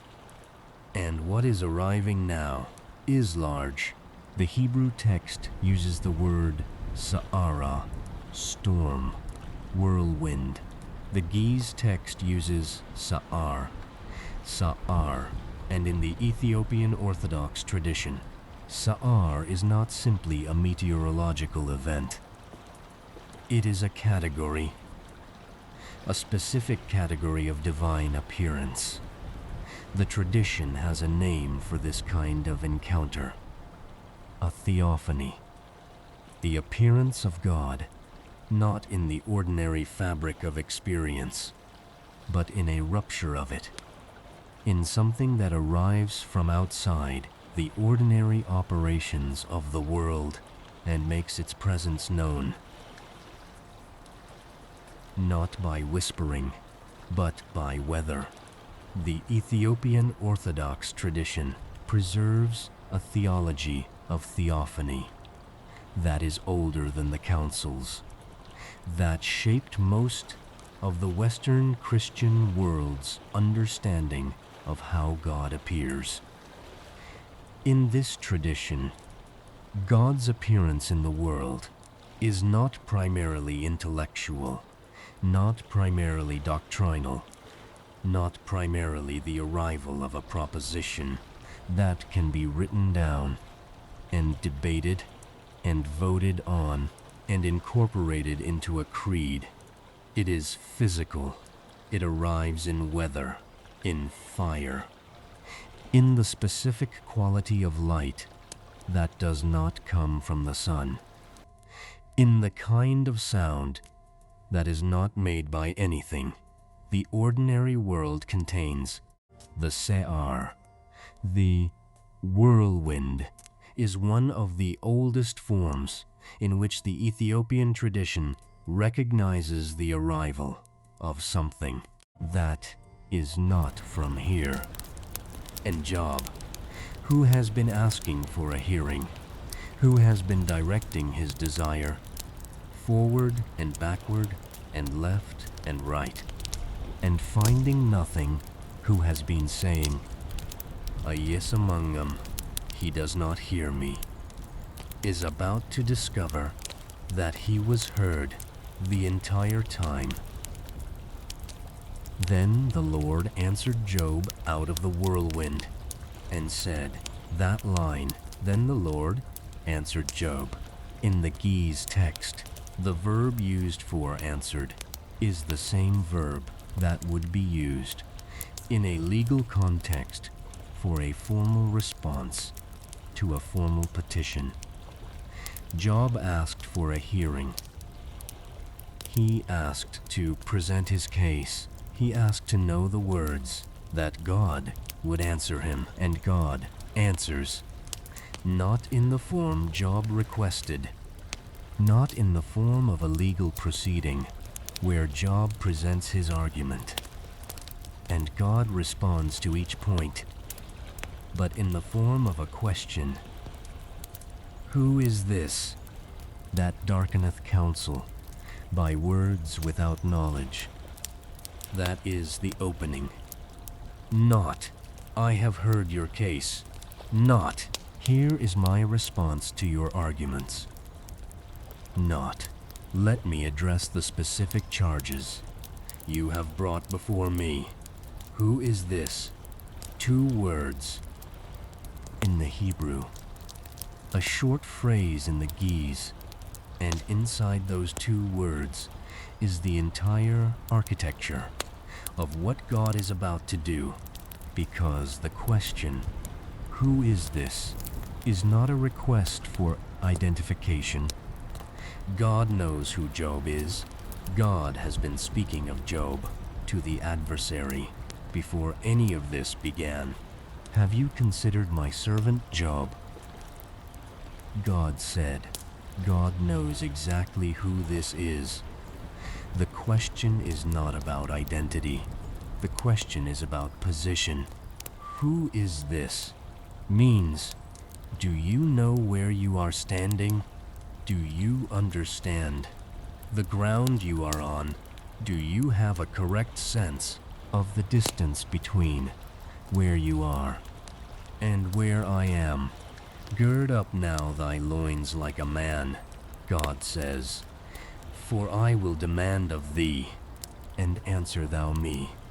There, I will demand of thee. Job asked for a hearing. He asked to present his case.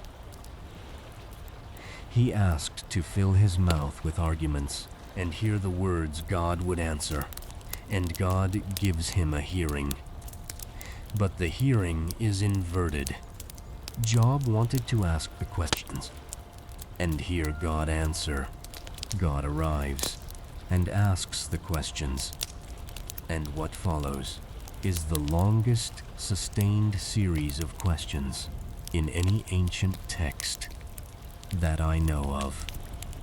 Question after question after question, each one larger than the last, each one reaching further back into the architecture of the world than the one before it.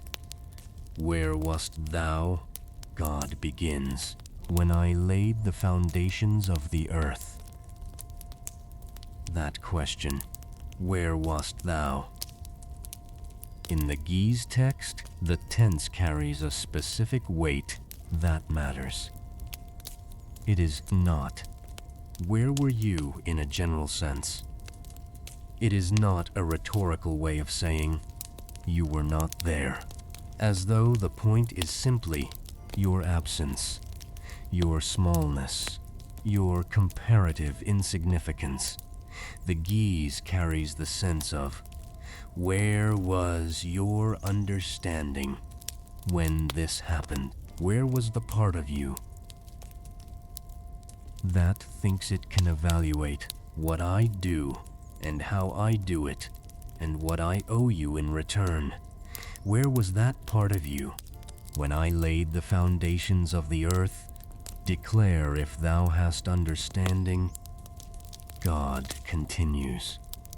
Who hath laid the measures thereof, if thou knowest? Or who hath stretched the line upon it? Whereupon are the foundations thereof fastened? Or who laid the cornerstone thereof? When the morning stars sang together, and all the sons of God shouted for joy. That last image, when the morning stars sang together. In the Ethiopian Orthodox tradition, this is not a decorative image. This is not poetic language, chosen for its beauty, and not intended to be taken literally. The Ethiopian Orthodox manuscript tradition preserves a cosmology in which the created order is not silent, in which the making of the world was accompanied by a response from the things being made. The morning stars sang, not metaphorically, not in the sense that the stars were beautiful, and their beauty was a kind of song. They sang. The sons of God shouted for joy. The making of the world was a moment of celebration in the presence of beings who were there to witness it, and Job was not among them. Or who shut up the sea with doors? God continues, when it brake forth, as if it had issued out of the womb. When I made the cloud the garment thereof, and thick darkness a swaddling band for it, and brake up for it my decreed place, and set bars and doors, and said, Hitherto shalt thou come, but no further, and here shall thy proud waves be stayed. The sea in the Ethiopian manuscript tradition is not simply a body of water. It is a category, a specific theological category of the thing that must be bounded, the thing that without boundary would consume everything, the formless and the void, given a liquid form that is beautiful and dangerous and requires the specific intervention of the one who made it to keep it in its place. Hitherto shalt thou come, but no further. God spoke that to the sea, and the sea obeyed. And Job, sitting on the ash heap, listening to the whirlwind, is being asked silently, without the question being stated directly. Do you understand what kind of thing you brought your case before? The questions continue. Hast thou entered into the springs of the sea, or hast thou walked in the search of the depth? Have the gates of death been opened unto thee, or hast thou seen the doors of the shadow of death? Hast thou perceived the breadth of the earth? Declare if thou knowest it all. Where is the way where light dwelleth? And as for darkness, where is the place thereof? That thou shaldest take it to the bound thereof, and that thou shaldest know the paths to the house thereof. Knowest thou it? Because thou wast then born, or because the number of thy days is great, that last line. Or because the number of thy days is great, there is a quiet edge in that.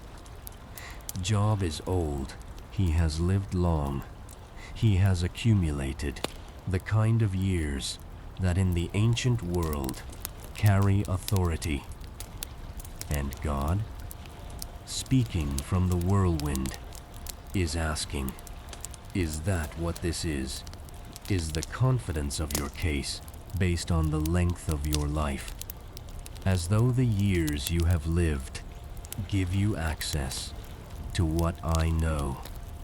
Now, in the Ethiopian manuscript tradition, the whirlwind speech is copied with margins that are wider than the margins of the surrounding text. This is the witness detail I placed in the section breakdown, and I want to give it to you carefully because it matters. In Ethiopic manuscript practice, margin width is not arbitrary. Scribes worked within established conventions for how much space to leave around different kinds of text. Liturgical texts, used in the church services of the Ethiopian Orthodox community, were often given wider margins because the margins were used by readers during the service for breath, for pause, for the specific kind of attention that sacred speech requires when it is spoken aloud in a community. And the whirlwind section in several of the carefully preserved Ethiopic manuscripts of the Book of Job carries margins that suggest it was treated with the same quality of attention as liturgical text, as though the scribe understood that these questions were not only questions addressed to Job, they were questions addressed to anyone who read them or heard them read in any century, in any stone room, at any lamp that had ever burned while this text was open. The questions go on. Canst thou bind the sweet influences of Pleiades, or loose the bands of Orion? Canst thou bring forth Mazzaroth in his season, or canst thou guide Arcturus with his sons? Knowest thou the ordinances of heaven? Canst thou set the dominion thereof in the earth? The stars. God is asking Job about the stars, not as decoration, not as the poetic climax of a speech that has been moving toward a beautiful image. As evidence, the stars operate according to ordinances, laws, a structure that was established before Job was born, before any human being was born, before the ash heap existed, before the city of Uz, before the Sabians and the fire and the wind, before any of the events that brought Job to this place. The stars were already moving according to laws that Job did not write, and cannot rewrite, and cannot fully comprehend. And God is asking, do you know those laws? Canst thou lift up thy voice to the clouds, that abundance of waters may cover thee? Canst thou send lightnings, that they may go, and say unto thee, here we are. Here we are, that phrase. In the Ge'ez text, that phrase, here we are, placed in the mouth of the lightning, responding to the one who sent it, is one of the most precise images in the entire whirlwind speech, because it is the image of obedience. The lightning goes where it is sent and reports back. Here we are. We went. We arrived. We did what we were sent to do. And the implicit question beneath that image is not asked directly, but Job hears it. Who hath put wisdom in the inward parts? God asks, or who hath given understanding to the heart? That question sits differently than the questions about the sea and the stars and the foundations of the earth. Those questions were about the external world, about the physical architecture of the created order, This question is internal. Who put wisdom in the inward parts? In the Giz tradition, inward parts is not simply a poetic way of saying the mind or the heart in the emotional sense. It refers to the specific interior of a human being where understanding lives, where the capacity for wisdom was placed by the one who made the person. And God is asking Job, do you know where that came from? Do you know who placed it there? Do you know that the same one who laid the foundations of the earth and shut up the sea with doors and bound the Pleiades and sent the lightning is the same one who gave you the capacity to form the argument you brought before him? The whirlwind speech continues through the wild animals, the lion, the raven, the mountain goat, the wild donkey, the unicorn, the peacock, the ostrich, the horse, the hawk, the eagle. Each one carrying a question, each question carrying the same architecture. Did you make this? Do you govern this? Do you understand this? And Job, who has been silent through all of it, through the foundations of the earth, and the gates of death, and the ordinances of heaven, and the lightning that reports back, here we are, finally speaks, and what he says is almost nothing. Behold, I am vile. What shall I answer thee? I will lay mine hand upon my mouth. I will lay mine hand upon my mouth. In the Giz text, this gesture, the hand placed over the mouth, is a specific gesture with a specific meaning in the Ethiopian Orthodox tradition. It is not shame, not the gesture of a man who has been caught in a lie and knows it and is trying to contain the evidence of his guilt. It is the gesture of a man who has arrived at the edge of what language can do, who has recognized that the words he prepared, the arguments he arranged, the case he wanted to present are not wrong. They are simply the wrong size for what is in front of him. Once have I spoken, Job says, but I will not answer. Yea, twice, but I will proceed no further. And then God speaks again, a second speech from the whirlwind, and the second speech is different from the first. The first speech asked Job, where were you? Can you do what I do? Do you understand what I govern? The second speech asks something sharper.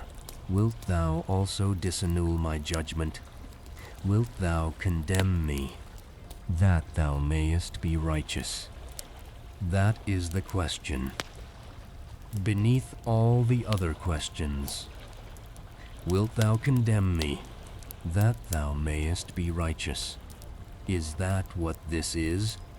Is the case you wanted to bring before me built on the assumption that for you to be innocent, I must be guilty? That the only way your suffering makes sense as unjust is if I have done something wrong? Is that the argument? In the Ethiopian manuscript tradition, this question is given the same quality of margin as the opening of the whirlwind speech, wide, spacious, as though the scribe understood that this question required air around it, required the reader to stop and feel the weight of it, before moving past it. Hast thou an arm like God? The second speech continues, or canst thou thunder with a voice like him? Deck thyself now with majesty and excellency, and array thyself with glory and beauty. Cast abroad the rage of thy wrath, and behold every one that is proud, and abase him. Look on every one that is proud, and bring him low, and tread down the wicked in their place. Hide them in the dust together, and bind their faces in secret. Then will I also confess unto thee, that thine own right hand can save thee. Then will I also confess unto thee, that thine own right hand can save thee. God is not mocking Job. He is making an offer. If you can do what I do, if you can look at every proud thing in the world and bring it low, if you can bind the wicked and hide them in the dust, if your own right hand is sufficient for all of that, then I will acknowledge that you can also save yourself. The offer is not cruel. It is precise. It is the offer of a God who is not threatened by Job's case, who is not defending himself from a genuine challenge. It is the offer of a God who is trying to show Job the actual size of what governance requires. And then Behemoth. Behold now Behemoth, which I made with thee. He eateth grass as an ox. Lo, now his strength is in his loins, and his force is in the navel of his belly. He moveth his tail like a cedar. The sinews of his stones are wrapped together. His bones are as strong pieces of brass. His bones are like bars of iron. He is the chief of the ways of God. The chief of the ways of God. In the Ethiopian Orthodox manuscript tradition, Behemoth is not simply a large animal chosen for dramatic effect. In a speech about divine power, Behemoth is a theological category, the embodiment of a scale of existence that is beyond human governance, that operates according to laws that human beings did not establish and cannot revoke, and God made it, which I made with thee, the same creative act that brought Job into existence, brought Behemoth into existence, the same maker, the same moment of origination, and yet Job cannot govern Behemoth, cannot bind it, cannot bring it to account, cannot ask it to explain itself. And Leviathan. Canst thou draw out Leviathan with a hook, or his tongue with a cord which thou lettest down? Canst thou put an hook into his nose, or bore his jaw through with a thorn? Will he make many supplications unto thee? Will he speak soft words unto thee? Will he make a covenant with thee? Wilt thou take him for a servant forever? Leviathan, the creature Job invoked at the very beginning, in the curse, in the lament, when he called for those who curse the day, who are skilled to rouse Leviathan. Job reached for Leviathan as the most powerful thing he could name. When he was searching for something large enough to unmake the day of his birth, and now God, speaking from the whirlwind, asks him, can you control it? Can you put a hook in its nose? Can you make it speak soft words to you? Will it make a covenant with you? will it serve you. None is so fierce that dare stir him up. God says, "Who then is able to stand before me? Who then is able to stand before me?" That is the turn. If Leviathan, the most powerful thing Job could name, cannot be approached by any creature without consequence, then what does that say about the one who made Leviathan? "Whatsoever is under the whole heaven is mine." God says, one line, "Whatsoever is under the whole heaven is mine." In the Ge'ez text, this line falls in the whirlwind speech with the weight of a stone dropped into still water. Not an argument, not a point in a legal case, not a response to one of Job's specific charges. A declaration. Everything under the whole heaven is mine. The ash heap, the city of Uz, the livestock on 1,000 hills, the house where Job's children were eating when the wind came, the friends sitting in the dust, the silence of 7 days, the lament, the 4 directions, forward, backward, left, right, all of it, mine. And Job has been listening to all of this from the ash heap, in the whirlwind, in the weather, in the specific quality of air. That does not come from the ordinary world. And when the second speech ends, Job speaks, and what he says in the Ethiopian manuscript is the passage that the tradition treated with the most careful attention of anything in the entire book. That is where we are going next. The 2 replies, the words Job speaks after everything he has heard, and the specific framing that the Ethiopian canon placed around those replies that no other tradition carried forward, in quite the same form. The whirlwind is still moving across the ash heap, across the cold ground, across the 4 directions that Job searched and found empty. But the voice inside it has finished, and now it is Job's turn. Job speaks, not immediately. There is a pause. There is a pause between the end of the second whirlwind speech and the moment Job opens his mouth that the text does not measure, but that the Ethiopian manuscript tradition preserves in its own way, in the way a scribe slows his reed.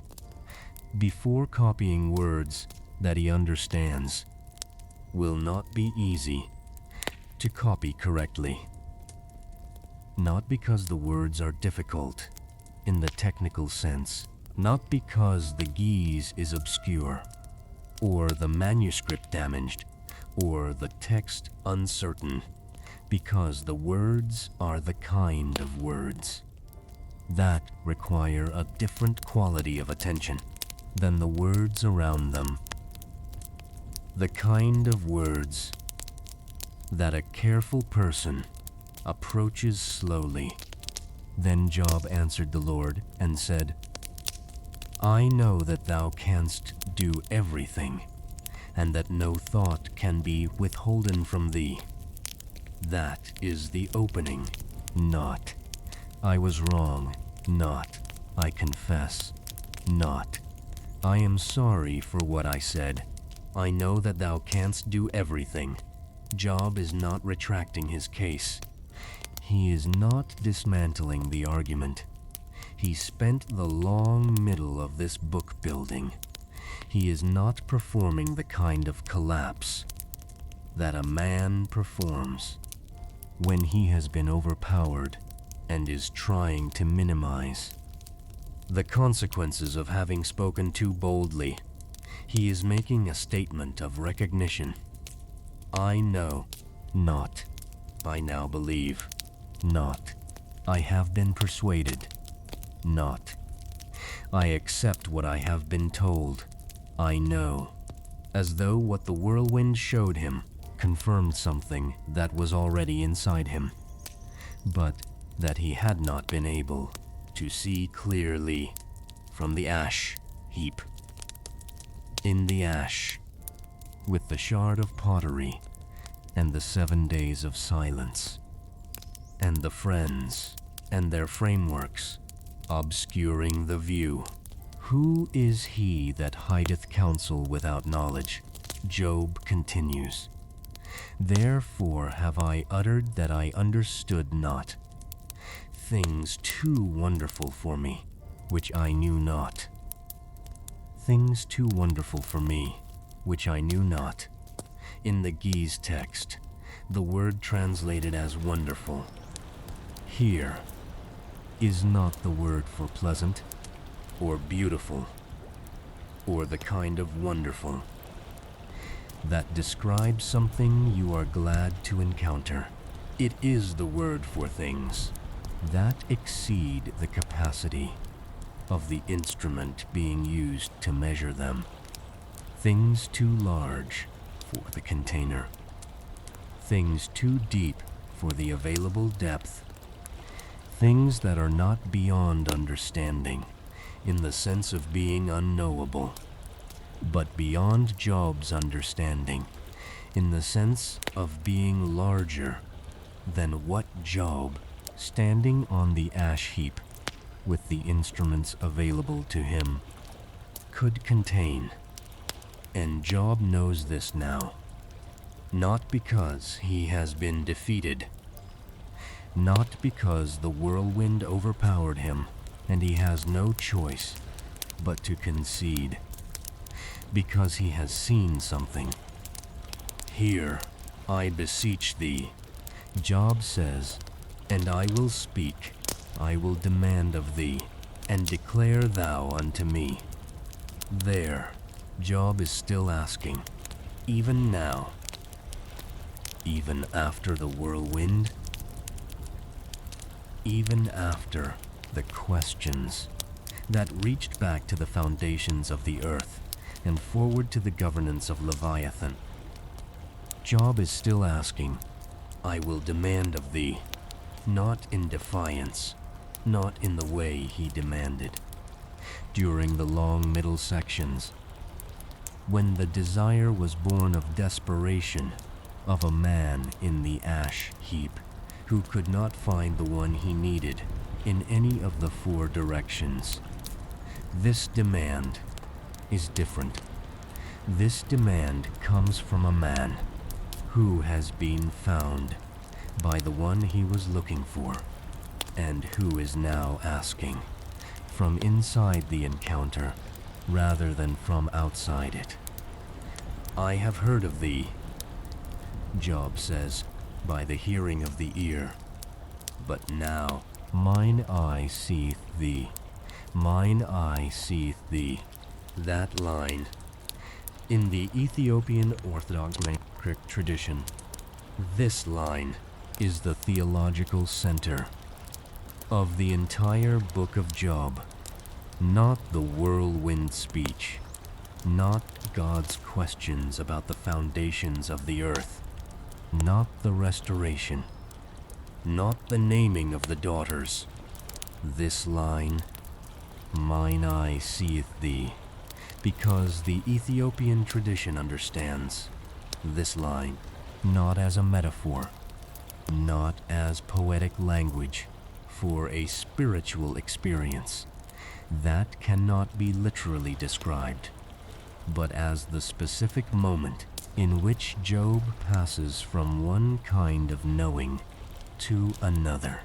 I have heard of thee.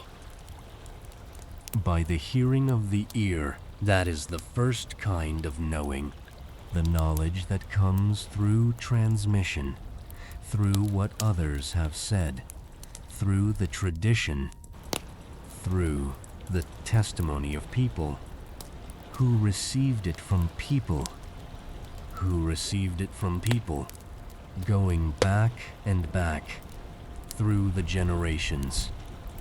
That is how most people know what they know about God. By the hearing of the ear, by what was handed to them by someone who had it before them. But now mine eye seeth thee.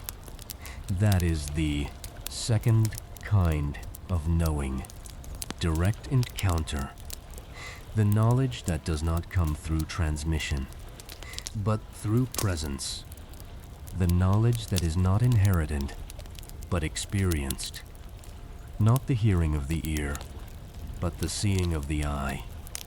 And Job on the ash heap, in the ash, with everything stripped away, his livestock, his children, his health, his name in the gates of the city, his frameworks for understanding what had happened to him, his arguments, his case, even the language that was adequate to his situation, all of it stripped away.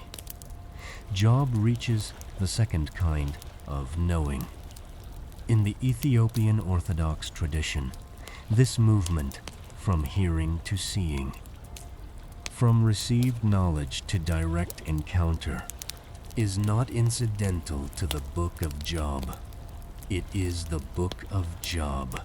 Everything that happened, the adversary's challenge, the loss of livestock and children, the ash heap, the sores and the shard of pottery, the 7 days of silence, the friends and their frameworks, the lament, the 4 directions, the desire for a hearing, the whirlwind, the questions, all of it was the road, from the hearing of the ear to the seeing of the eye.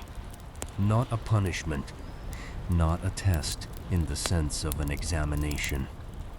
That Job might have passed or failed. A road.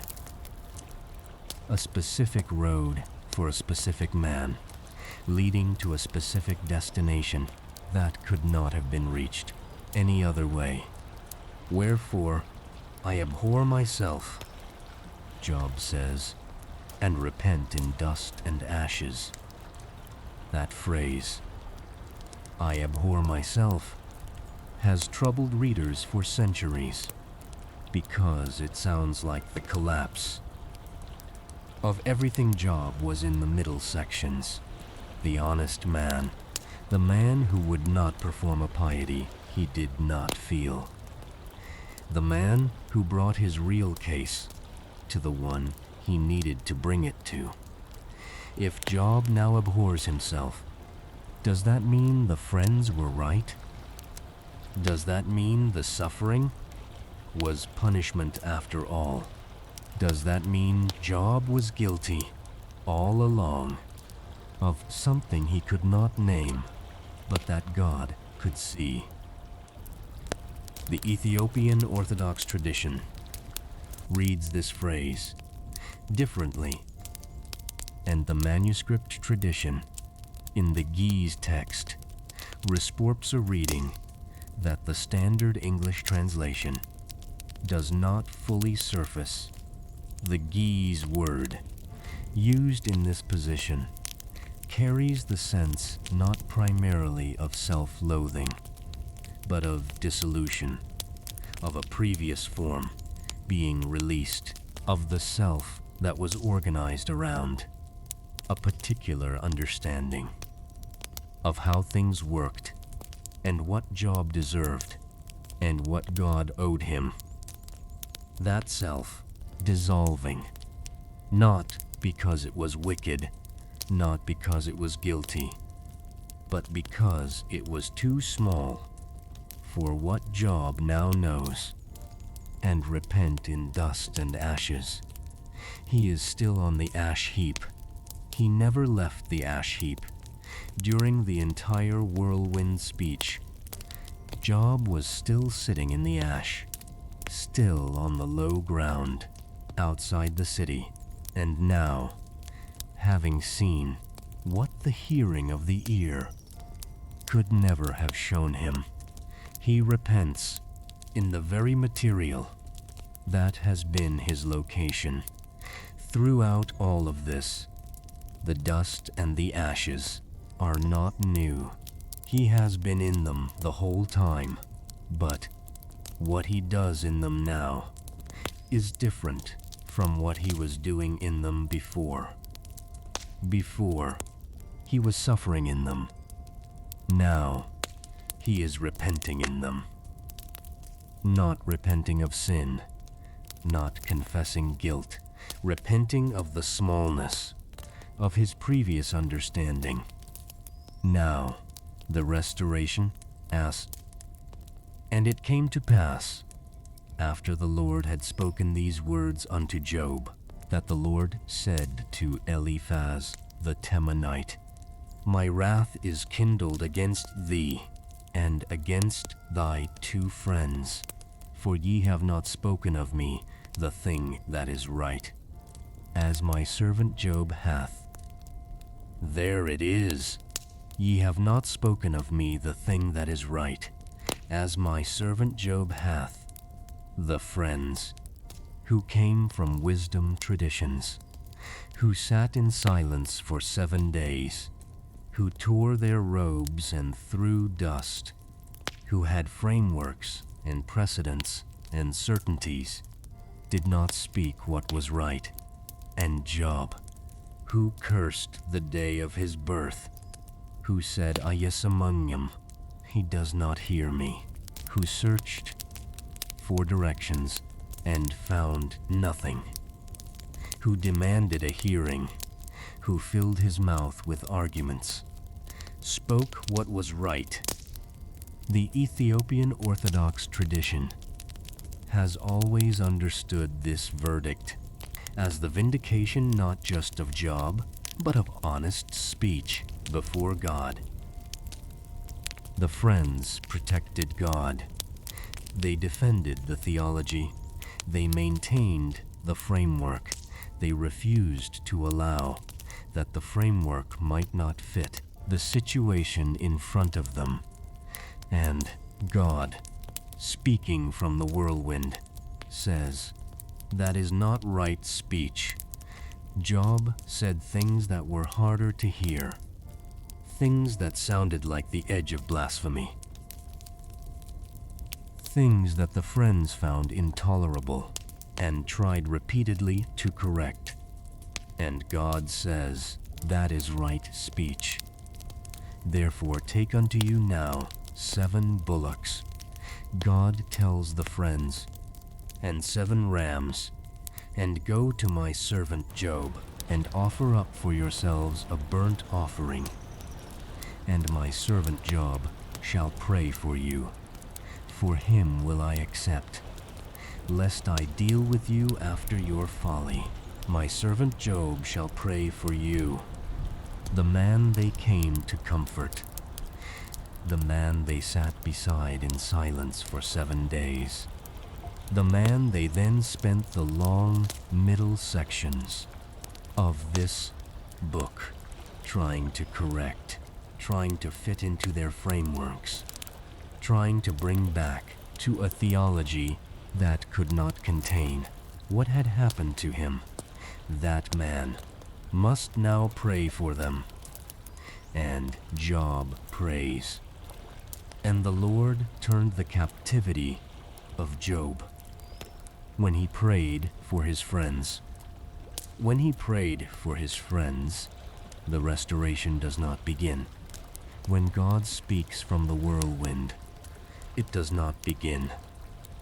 When Job repents in dust and ashes, it does not begin when the verdict is delivered that Job spoke what was right. It begins when Job prays for the friends who failed him. In the Ethiopian Orthodox tradition, this detail is not incidental.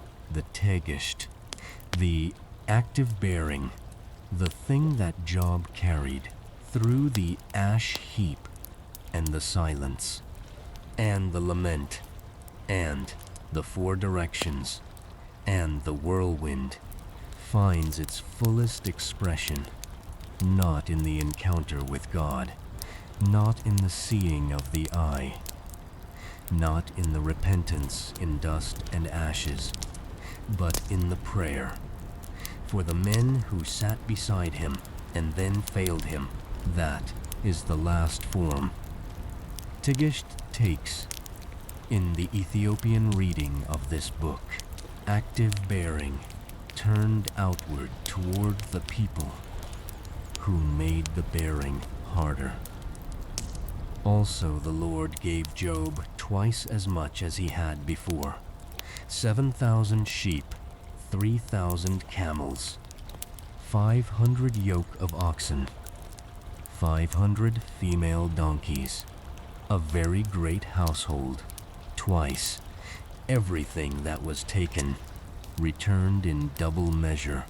The text is precise about the numbers, and the precision matters, because it is not symbolic restoration, not the vague return of well-being, not the general sense that things improved, specific animals, specific numbers, the same categories of wealth that the adversary removed, returned in double.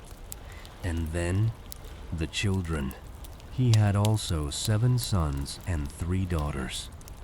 7 sons, 3 daughters, the same numbers as before, not doubled, the same, and the daughters are named.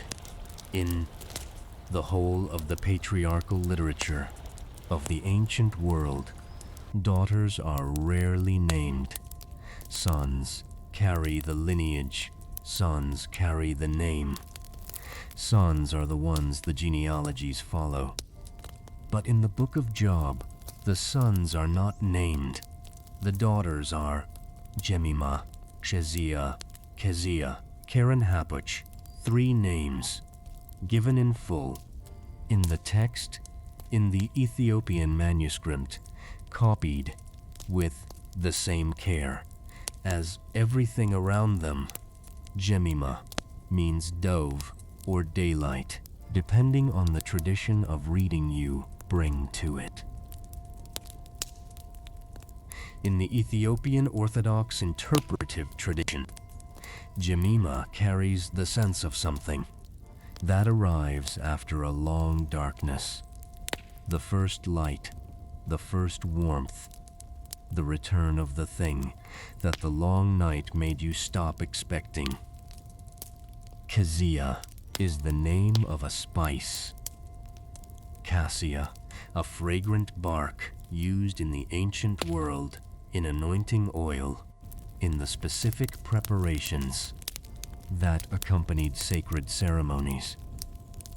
In the Ethiopian tradition, Keziah carries the sense of something that cannot be contained, that spreads, that fills whatever space it enters with the quality it carries. Keren-happuch, the horn of antimony, a cosmetic container, the specific object used to hold the material that adorned the eyes of women in the ancient world. In the Ethiopian Orthodox tradition, Keren-happuch is read not as a reference to beauty in the superficial sense, but as a reference to the specific quality of being seen clearly, of having the thing that allows accurate vision. 3 daughters, 3 names, 3 qualities that the tradition read as the qualities Job's restoration carried: the return of light after darkness, the spreading of something that cannot be contained, the capacity to see clearly after a long time of not seeing, and in all the land, were no women found so fair as the daughters of Job. And their father gave them inheritance among their brethren. Their father gave them inheritance among their brethren. In the ancient world, daughters did not inherit alongside sons. As a general practice, the inheritance passed through the male line. But Job, the man who had seen what the hearing of the ear could not have shown him, gave his daughters inheritance among their brothers. The Ethiopian manuscript tradition treats this detail with particular attention because it is not simply a legal detail about the distribution of assets. It is a statement about what Job brought back from the ash heap, a different understanding of who carries value, of who deserves to receive, of what the world looks like. When you have been stripped of every framework and rebuilt from the ground up by an encounter that you did not plan and could not have arranged, and that arrived out of a whirlwind at the end of 7 days of silence on an ash heap outside a city in the dust. After this lived Job 140 years and saw his sons and his sons' sons, even 4 generations. 4 generations. Job lived long enough to see the world rebuilt 4 times over. From the generation that was restored to him, long enough to see that the restoration was not the end of the account, but the beginning of a different one, long enough to see that what was given back to him had children of its own, and those children had children, and those children had children, and the world that was rebuilt from the ash heap was larger by the time he closed his eyes than the world that the adversary dismantled.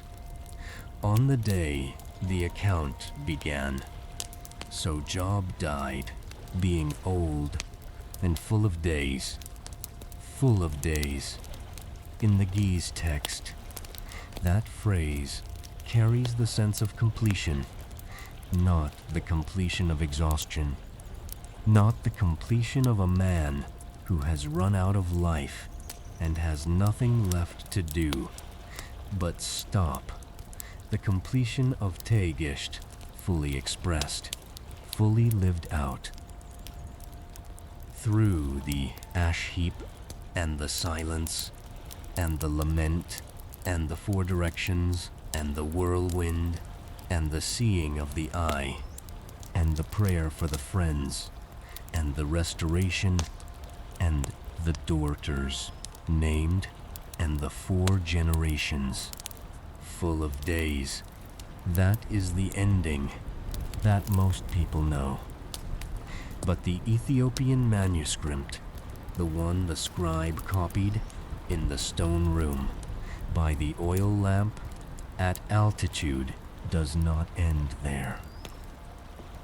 After full of days, after the sons and daughters and the 4 generations, after the precise numbers of the restored livestock, and the named daughters, and the inheritance given among the brothers, the Ethiopian text continues, not by much, not with a long additional section that rewrites the account, or introduces new characters, or contradicts what came before, with something smaller than that, and larger than that. A closing section, a framing passage, a set of verses that the Ethiopian Orthodox manuscript tradition placed at the end of Book 22, and that the councils and communities that shaped most of the world's other versions of this text did not carry forward in the same form.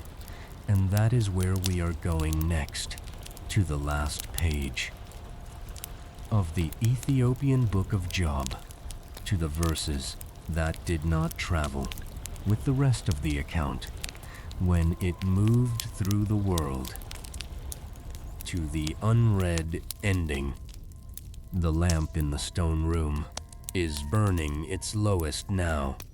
The scribe's reed is almost at the final line, and outside, the highland air is the coldest it has been all night, the hour before dawn, when everything that has been slowly cooling since the sun went down reaches its lowest temperature and holds it for the few minutes before the light begins to return. The last page, there is a specific quality to the last page of an ancient manuscript that is different from every page before it. Not in the words, not in the quality of the vellum, not in the ink or the hand, or the lamp that was burning when the scribe copied it. In the weight of what it carries, every page before the last page carries the account forward, carries the tension of what has not yet been resolved, carries the reader toward something that is still coming. The last page carries nothing forward. It is the place where the carrying stops, where what has been in motion through every previous page comes to rest. And the scribe who copies the last page knows this. There is evidence in the Ethiopian manuscript tradition, evidence visible in the physical text itself, in the pressure of the reed, in the spacing of the lines, in the specific quality of attention that different sections of a manuscript receive, that scribes slowed down at the end, not because the material was harder, not because the geese was more complex, because the end deserved a different quality of presence than the middle. The Ethiopian Orthodox Bible places the book of Job as book 22 in a specific sequence within a canon that was not assembled casually. The sequence matters. The position of each book within the larger canon reflects a tradition of reading, a tradition of theological understanding, a tradition of placing texts in relationship to each other that was worked out over centuries of sustained engagement with these materials. Book 22 sits where it sits, not by accident, and what sits before it, and what sits after it in the Ethiopian canon frames the book of Job in a way that changes how the book is read, not as an isolated account of one man's suffering, but as a text in conversation with everything around it, in the tradition that kept it. Now, the closing section. I want to be precise about what I am showing you, because precision matters when we are talking about ancient texts and what different traditions preserved and what they did not. The book of Job in its various ancient forms has a complex textual history. The Hebrew Masoretic text, the Greek Septuagint, the Syriac Peshitta, the Latin Vulgate, and the Ethiopic Ge'ez version preserved in the Ethiopian Orthodox canon do not all carry identical material. The Septuagint version of Job, as I mentioned earlier, is shorter than the Hebrew in a number of places, but the Septuagint also contains, at the very end of the book, a closing section that the Hebrew text does not have. In the same form, a genealogical notice, a geographic identification, a connection between Job and figures from other parts of the biblical tradition, and the Ethiopian G's version preserves this closing material within its own manuscript tradition, with specific framings and specific theological emphases that reflect 15 centuries of Ethiopian Orthodox engagement with the text. The closing section begins with a geographic identification. Job is identified in the closing material of the Ethiopian manuscript with a specific location, a specific place in the ancient world that the tradition understood as carrying theological weight beyond its geographic particularity, the land of Uz. In the Ethiopian Orthodox exegetical tradition, Uz is not simply a place name, preserved because the text required a setting for the account to take place in. Uz is identified in this tradition with a location that connects the book of Job to the broader geography of the ancient world as the Ethiopian canon understands it. A land at the edge, at the boundary between the known world and what lies beyond it. The edge is where Job's account takes place, not at the center of things, not in Jerusalem, not in Egypt, not in the great cities of the ancient world's power. At the edge, on the boundary, where the frameworks that organize the center become unreliable, and that geographic placement in the Ethiopian tradition is not incidental to what the book means.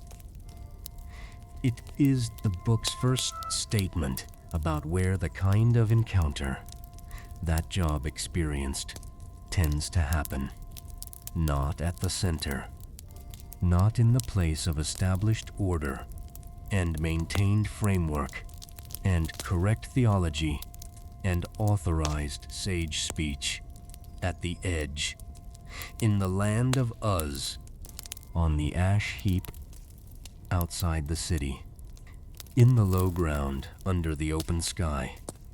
The closing section continues with a genealogical connection that the Septuagint preserves and that the Ethiopian manuscript tradition carries forward with its own specific framing.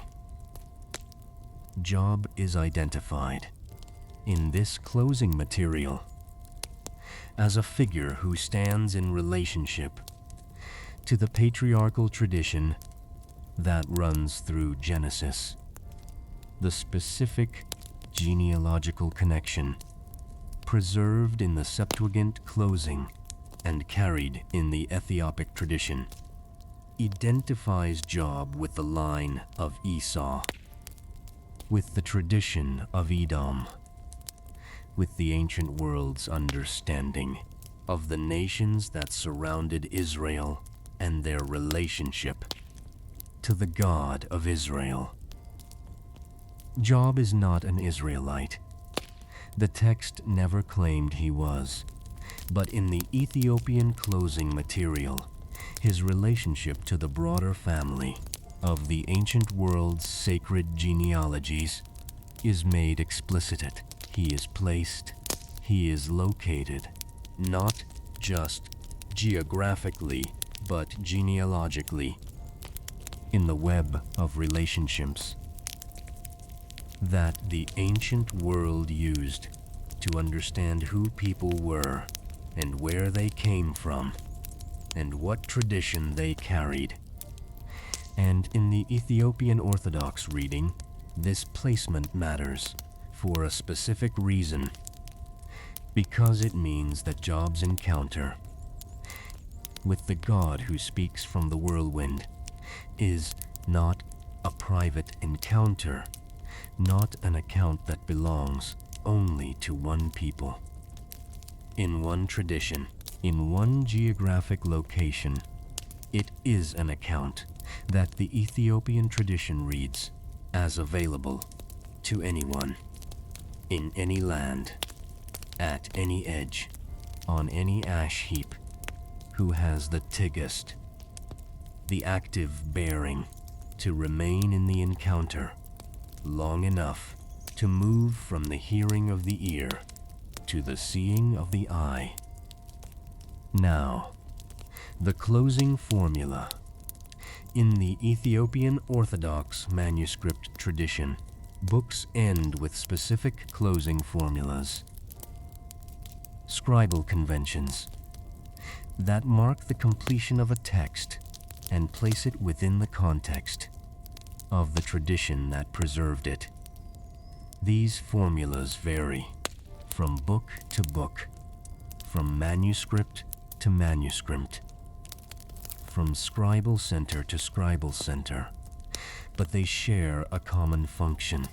They say, this text has been carried this far by these hands in this tradition, and what was entrusted to us we have preserved as faithfully as we could. The closing formula for the Book of Job in the Ethiopian manuscript tradition differs from the closing formulas used for other books in the canon, not dramatically, not in a way that announces itself to a reader moving quickly through the final lines, in a way that reveals itself to the person who is paying attention to the specific language, the specific register, the specific quality of the words used to close this particular account. The formula carries the sense of something that has been carried a long distance and is now being set down carefully in the place it was always meant to reach. Not the ending of a story that has run its course and has nothing more to say. The ending of a journey that arrived where it was going.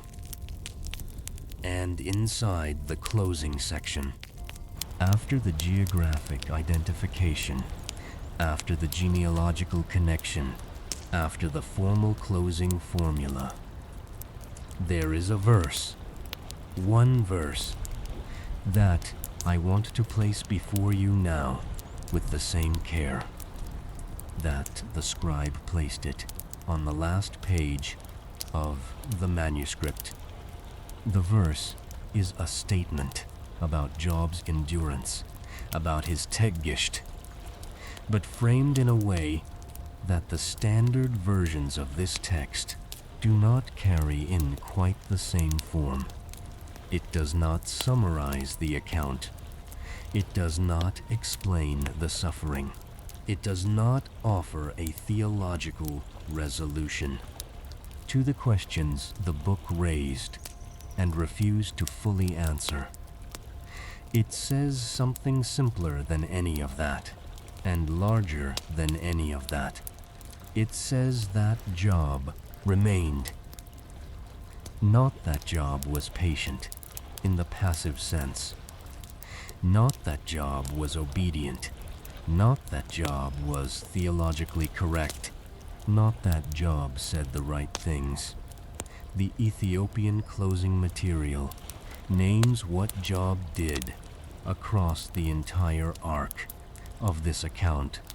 He remained in the ash, under the open sky, through the 7 days of silence, through the lament, through the 4 directions, through the friends and their frameworks,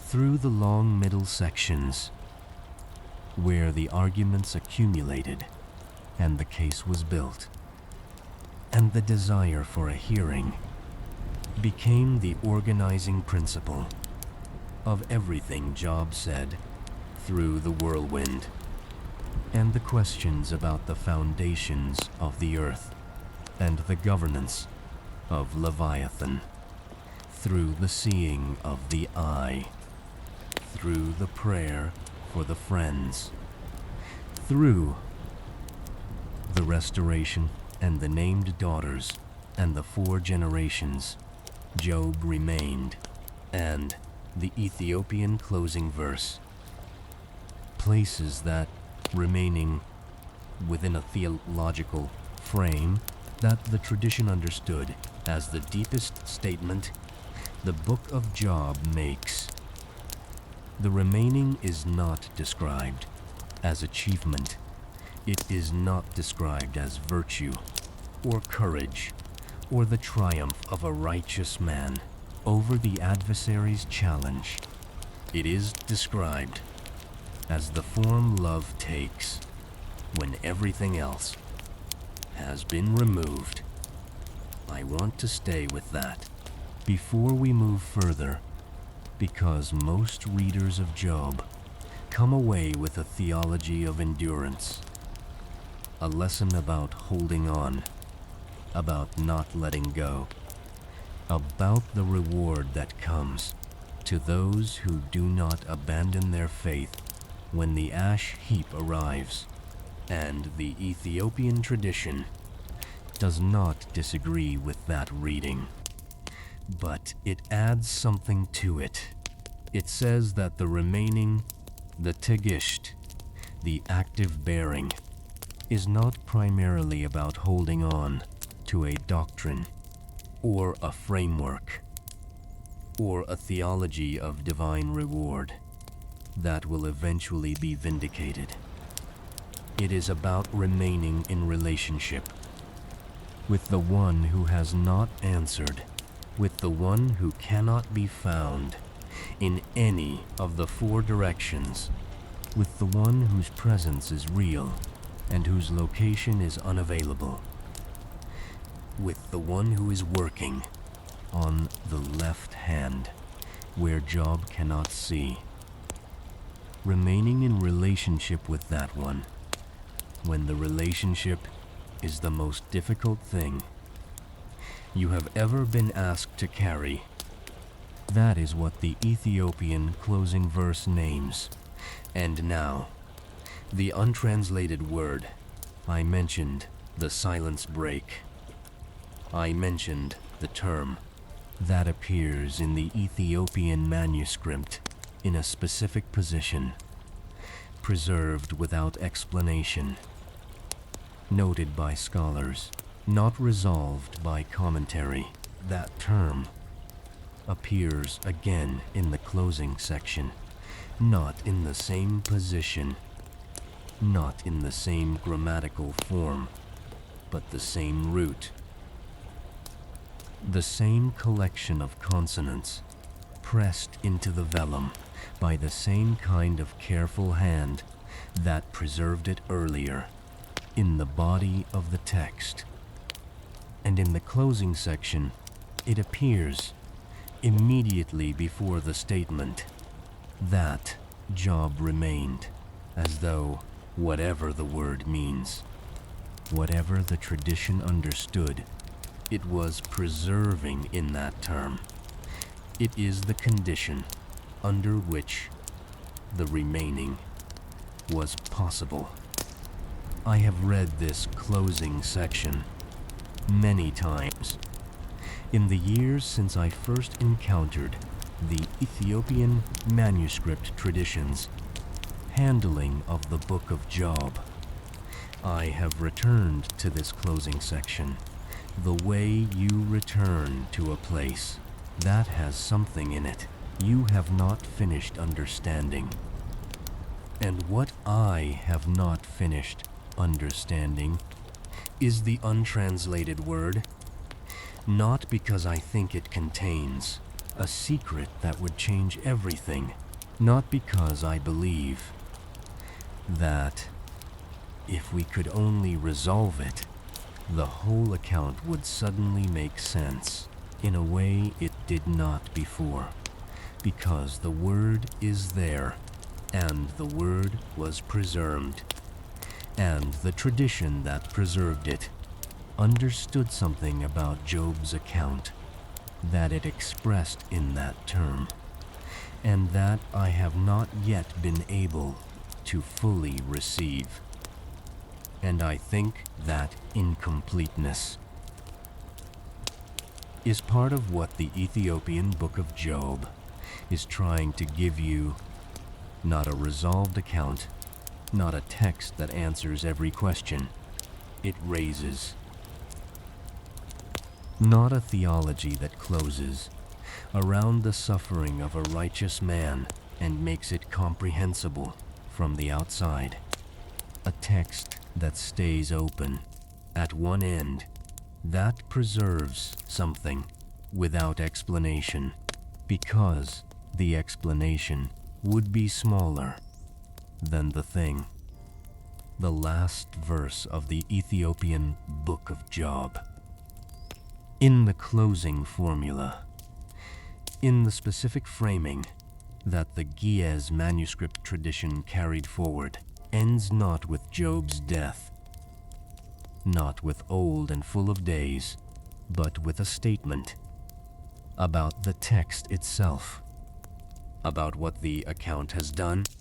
In the tradition that preserved it, it says, in effect, that this is a book that was kept, not simply copied, not simply transmitted, not simply preserved in the way a library preserves things by containing them, kept in the sense of something that was actively maintained across centuries by people who understood that what they were maintaining mattered in ways they could not fully articulate.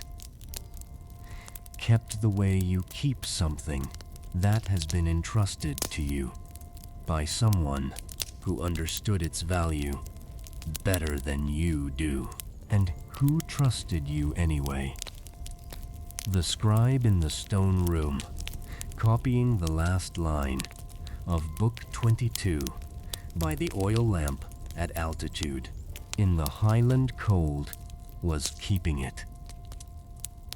The island monasteries of Lake Tana, where manuscripts were carried when the world outside became dangerous and the texts needed to be somewhere that the danger could not reach, were keeping it. The Ethiopian Orthodox Tewahedo Church, which held its canon, while councils elsewhere drew different lines around different collections, was keeping it. And tonight, on this ash heap, in this darkness, in whatever place you are, wherever you are keeping watch, in whatever hour this is, where you are keeping it too.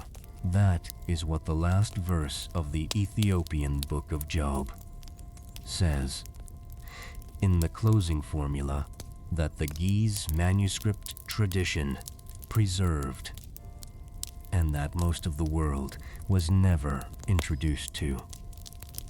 Not because it was hidden, not because a council voted to remove it, not because it was deemed dangerous or unorthodox or incompatible with other parts of the tradition, because it did not travel with the rest of the account when the account moved through the world.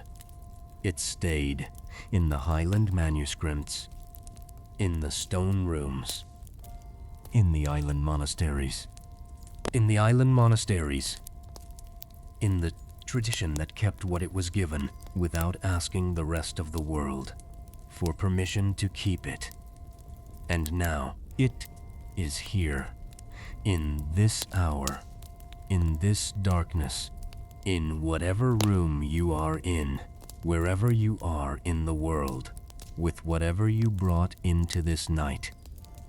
The last verse of Book 22 has traveled far enough to reach you. The lamp in the stone room has burned to its end. The scribe's reed is down. The manuscript is closed, not sealed.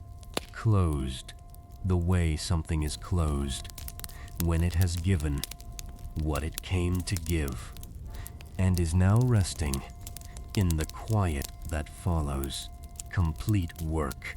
And outside the stone room, the highland air is doing what highland air does. At this hour, the coldest it will be, all night, the last darkness, before the light begins, its slow return. The ash heap outside us is still there, somewhere in the geography of the ancient world, under a sky that did not change. When Job's account ended, still low ground, still open sky, still the place where the whirlwind came, and the questions arrived, and the seeing of the eye happened for a man who had been searching in 4 directions and finding nothing, and finding everything. We are almost at the end of tonight's account. There is one more thing, one more passage, one more location that the witness needs to show you before the scene closes. Not another fragment, not another Gies term, not another manuscript detail. Something quieter than any of that. The place where the account dissolves into the night that was always waiting for it to finish. Come. The last reed has been set down for the night. Not placed, not put away, set down. The way something is set down, when the hand that was holding it has finished what the holding was for. The scribe in the stone room has written the last line of Book 22, the closing formula, the final verse, the last word of the account that began on an ash heap, outside a city, under an open sky, with a man who had lost everything, sitting in the dust, waiting for something he could not name and could not find. In any of the 4 directions, he searched. That account is finished now, and the reed is down. The stone room is quiet, not the quiet of a place where nothing has been happening. The quiet of a place where something has been happening for a very long time, and has now, at last, come to rest. There is a difference between those 2 quiets, and the body knows it. The quiet of nothing happening has a flatness to it, an absence that is simply absence. Nothing added, nothing removed, nothing present that was not present before. The quiet of something finished is different.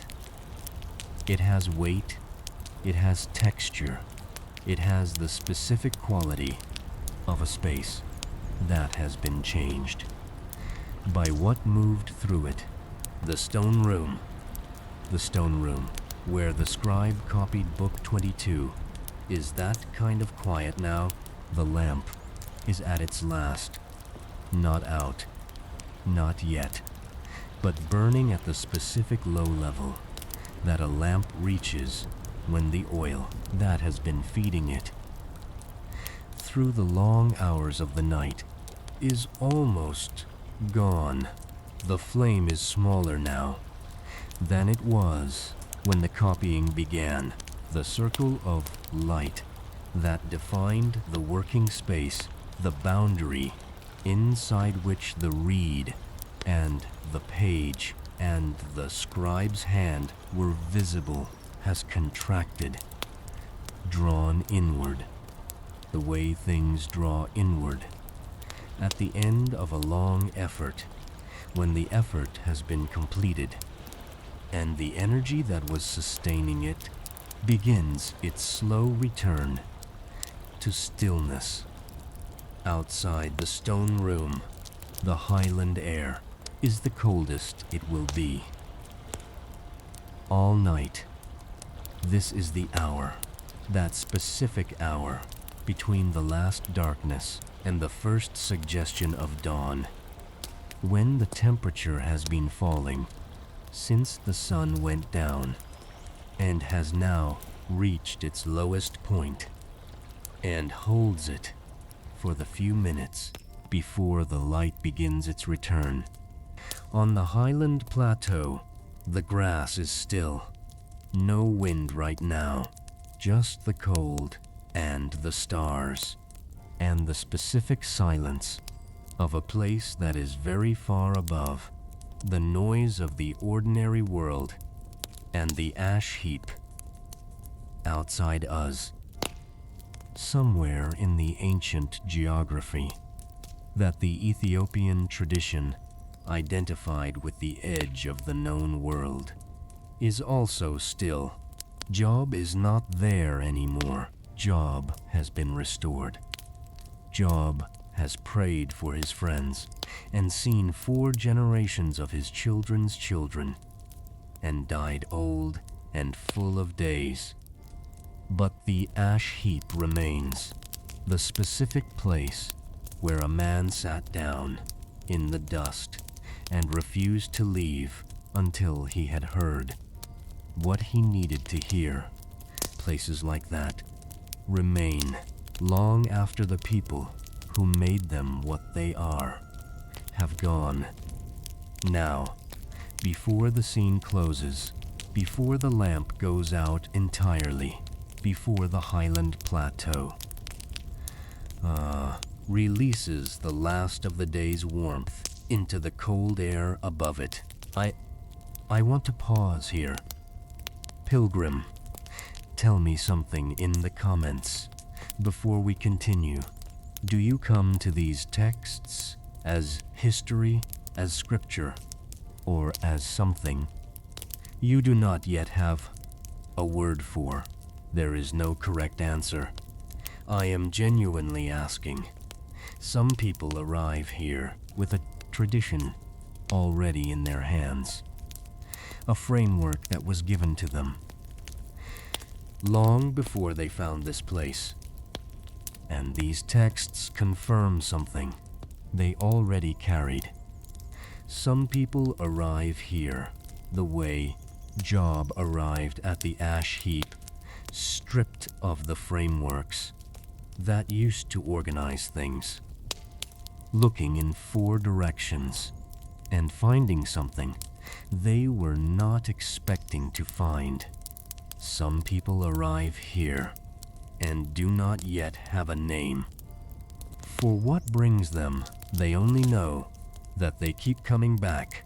All of those arrivals are welcome here. Tell me which one is yours in the comments. One word is enough, or many. I read what is left there, and whatever brings you, however you arrive, if you want the full source in your hands, the Ethiopian Orthodox Bible, the complete canon, the one that kept Book 22, the one that kept 1 Enoch, the one that kept Jubilees, the one that held more than the councils of the Western world agreed to carry forward. It is linked in the description below. It holds more than this channel will ever finish uncovering. Now, back to what we can see. The reed is down, the lamp is low, the highland is cold. Come back in. We are leaving the stone room now. Not abruptly, not the way you leave a place. When something calls you away suddenly, and you have to go before you are ready. Slowly, the way you leave a place that has given you something, and you need to carry it carefully, so that what it gave you does not spill before you have found the right place to set it down. The stone room recedes. The lamp, the reed, the closed manuscript, the highland cold, the last line of Book 22 still present in the air. The way, a sound is still present for a moment after the thing that made it has stopped. All of it receding slowly, and what replaces it is not another room, not another manuscript, not another fragment. What replaces it is outside, open air, a cliff face, stone the color of old sand, marked by the specific weathering of a place that has been exposed to sun and wind and the particular dryness of desert air for a very long time. Below the cliff, water, the Dead Sea at dusk.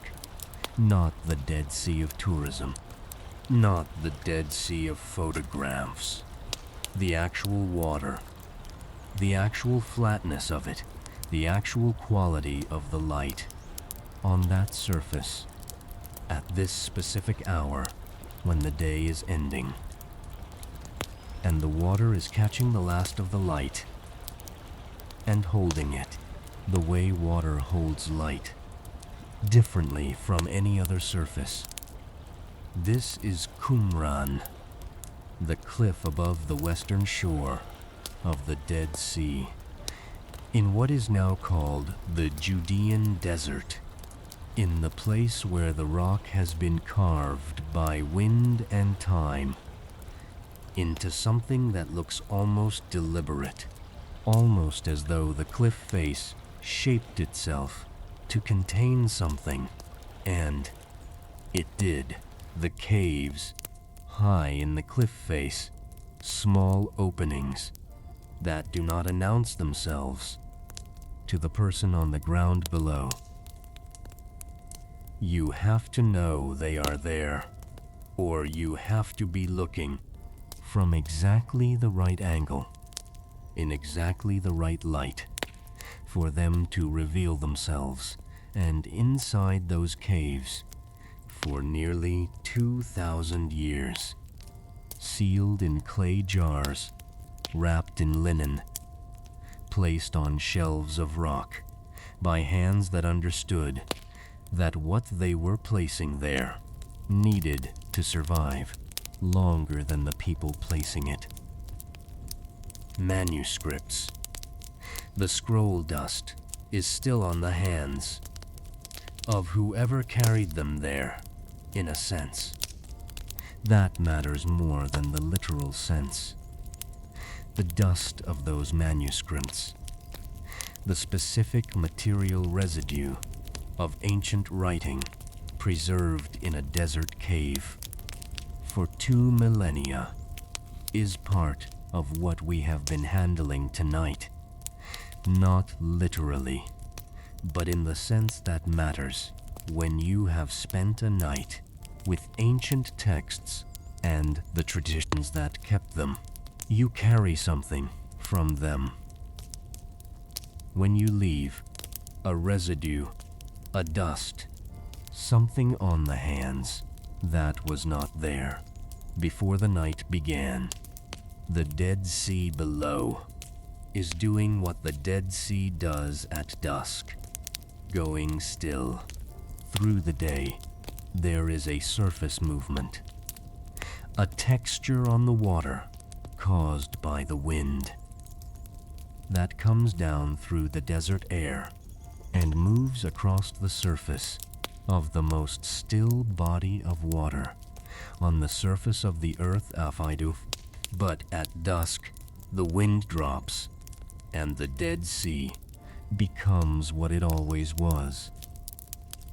Beneath the surface movement, a mirror, flat, reflective, holding the sky on its surface, so precisely that the distinction between what is above and what is below becomes, for a moment, unclear.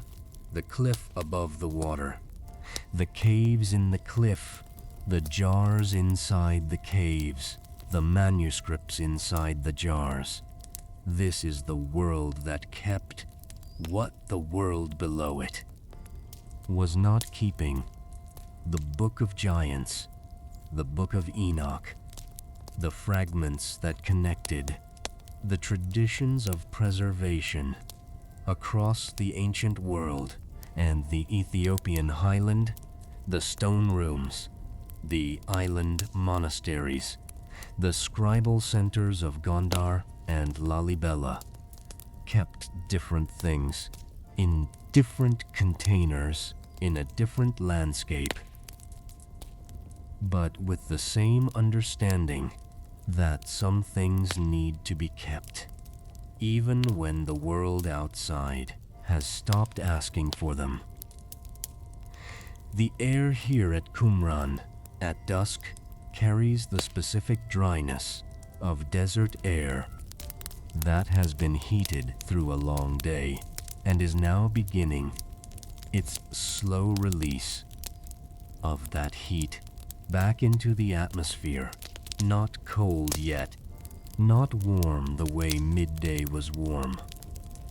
The specific temperature of transition, the air between the day that is ending and the night that is coming. There is dust on the path that runs along the base of the cliff. Fine dust, the kind that rises easily and settles slowly and leaves a film on whatever surface it lands on. The hands carry that dust. The caves above are dark now. The last of the dusk light reached into them for a few minutes, illuminating the back walls, the shelves of rock, the places where the jars sat for nearly 2,000 years before they were found. But that light is gone now. The caves are dark, and the jars that were in them are in museums now, and the manuscripts that were in the jars are in scholarly editions, and in the hands of researchers, and in the digital archives that the modern world uses to keep what the ancient world kept differently. But the caves are still there, high in the cliff face, above the Dead Sea, above the flat mirror water, above the dust on the path, empty now, but shaped by what they held, the way the stone room in the Ethiopian highland is shaped by the manuscripts that were copied in it. The way the ash heap outside Uz is shaped by the man who sat on it in the dust and refused to leave until he had heard what he came to hear. Places are shaped by what happens in them, and some places hold that shaping for a very long time after the people and the things that did the shaping are gone. The Dead Sea below the cliff is fully still now. The wind has dropped completely. the surface of the water is holding the sky, the stars beginning to appear reflected down there in the water as precisely as they appear up there in the actual sky. Two skies, one above, one below, the cliff between them, and on the cliff the dust and the empty caves and the path and the specific silence of a place where something important happened, and the importance of it has not diminished with the distance between then and now.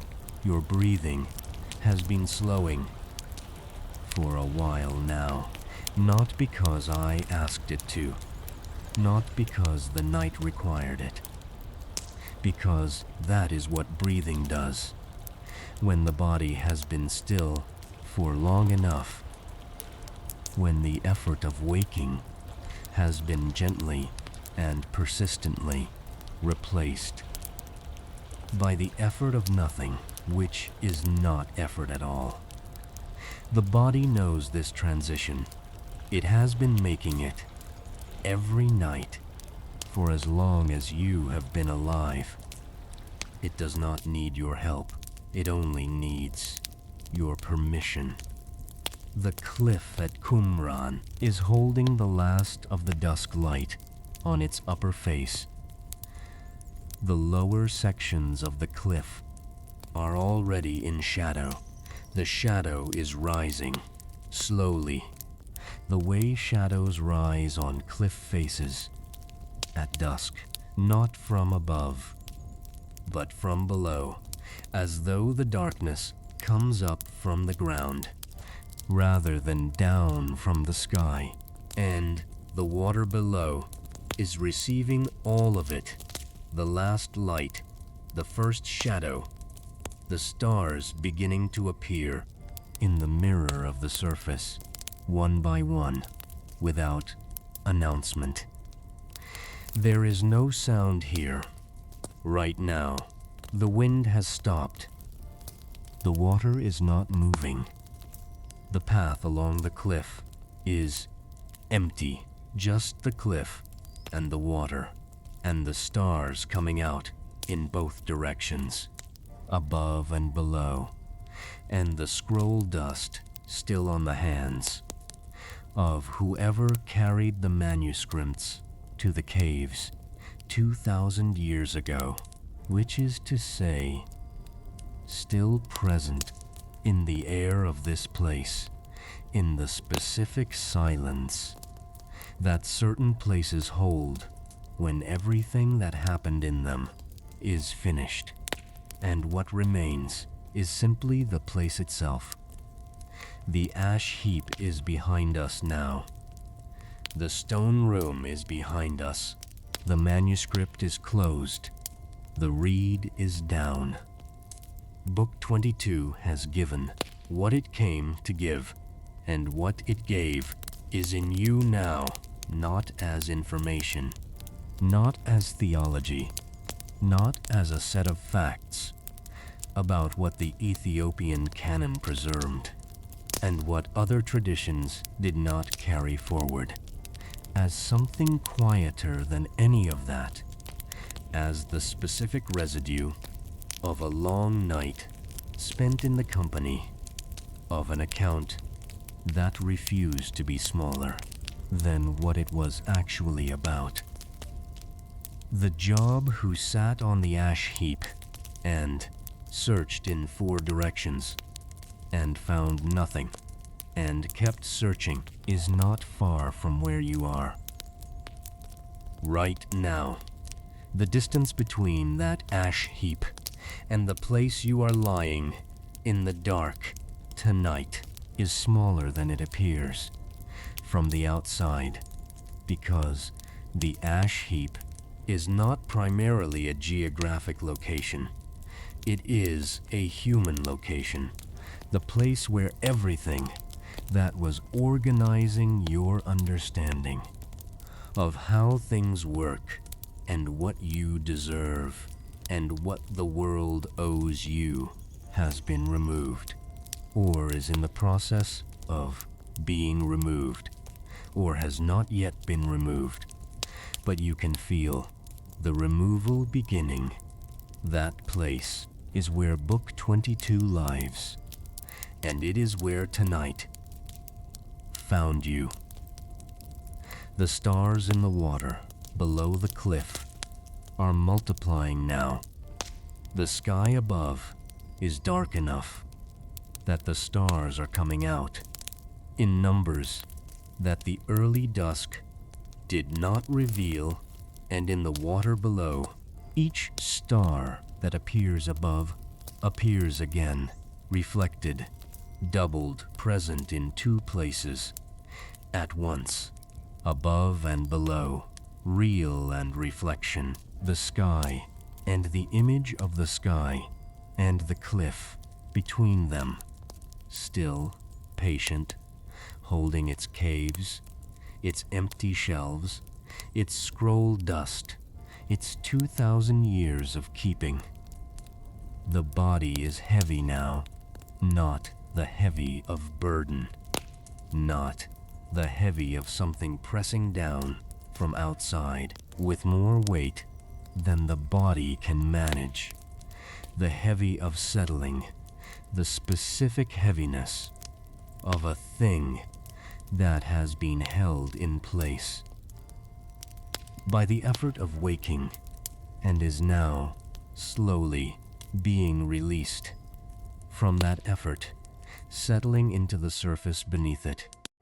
The way the dust on the cliff path settles after the wind drops, slowly, without drama, each particle finding the place gravity was always going to bring it.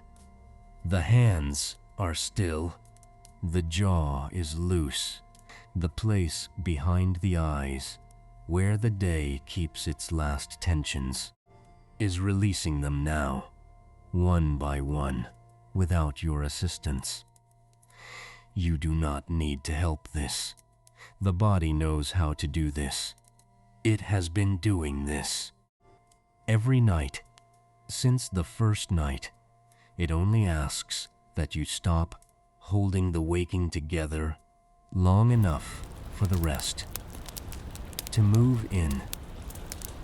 The Dead Sea below the cliff is the stillest body of water on the surface of the earth. Nothing lives in it in the ordinary sense. Nothing swims, nothing grows, nothing disturbs the surface. From below, just the water, and the sky it reflects, and the salt that holds everything, that enters it.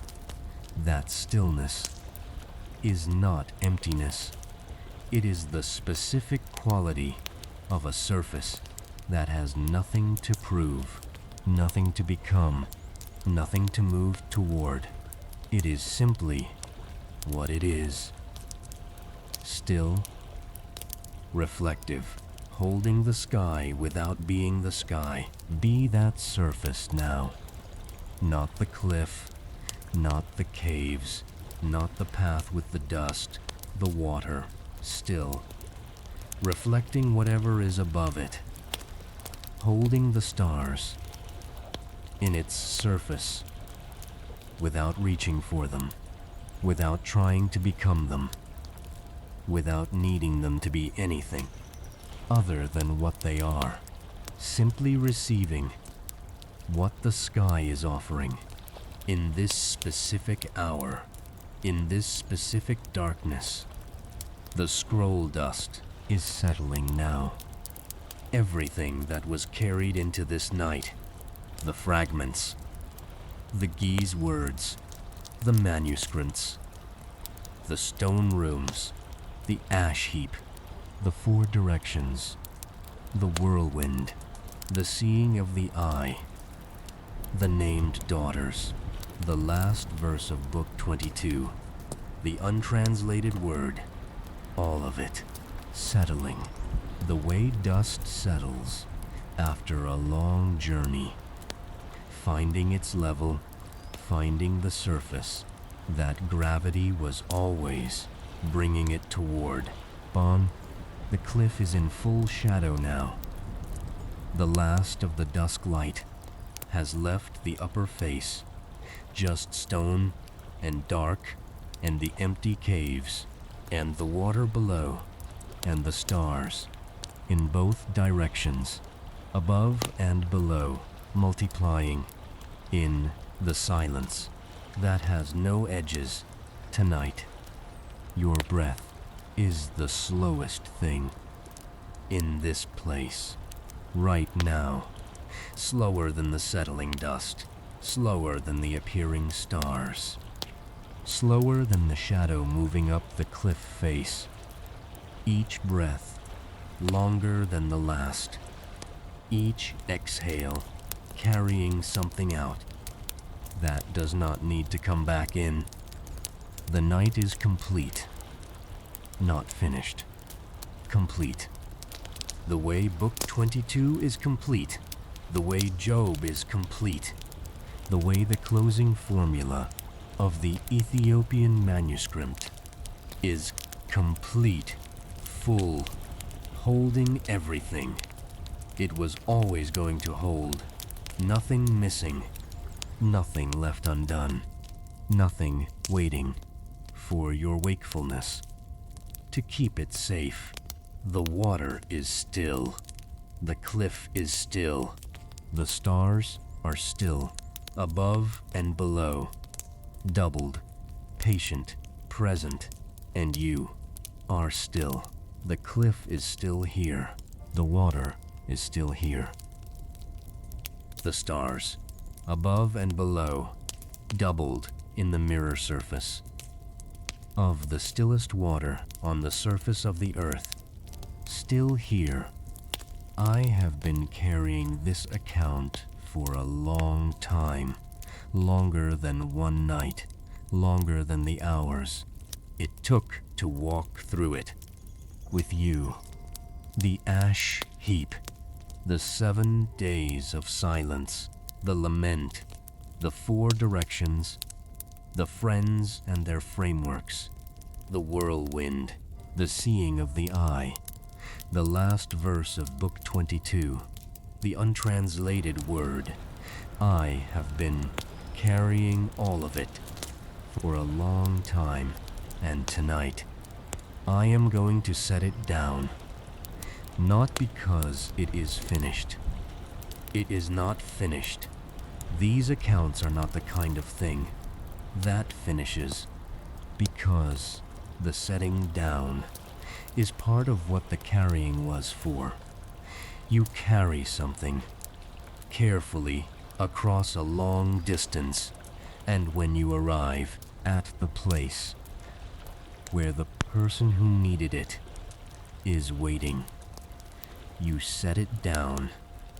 The Dead Sea below the cliff is receiving the night the way it receives everything that enters its field, without resistance, without preference, without distinguishing between what is valuable and what is not, between what deserves to be received and what does not.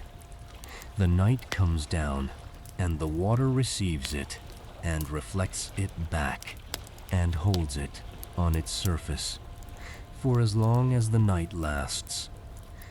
That is what this hour is for you. The night coming down, the surface receiving it, the reflection, holding what the sky is offering, without effort, without trying, without the kind of active participation that the daytime requires, just receiving. The caves above are completely dark now. There is no light anywhere. On the cliff face, no last glimmer, no reflected warmth from the stone that was heated through the day.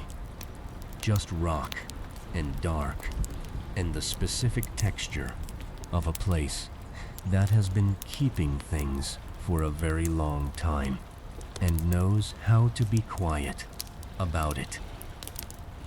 Job kept something on the ash heap, not his theology.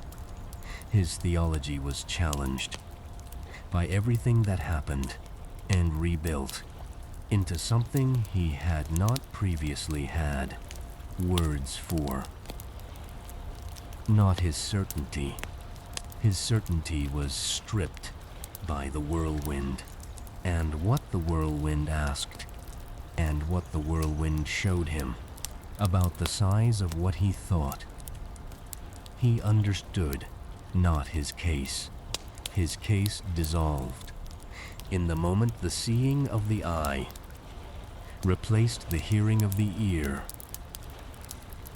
What Job kept on the ash heap through everything was the relationship, the specific stubborn orientation toward the one he could not reach in any of the 4 directions, but could not stop turning toward.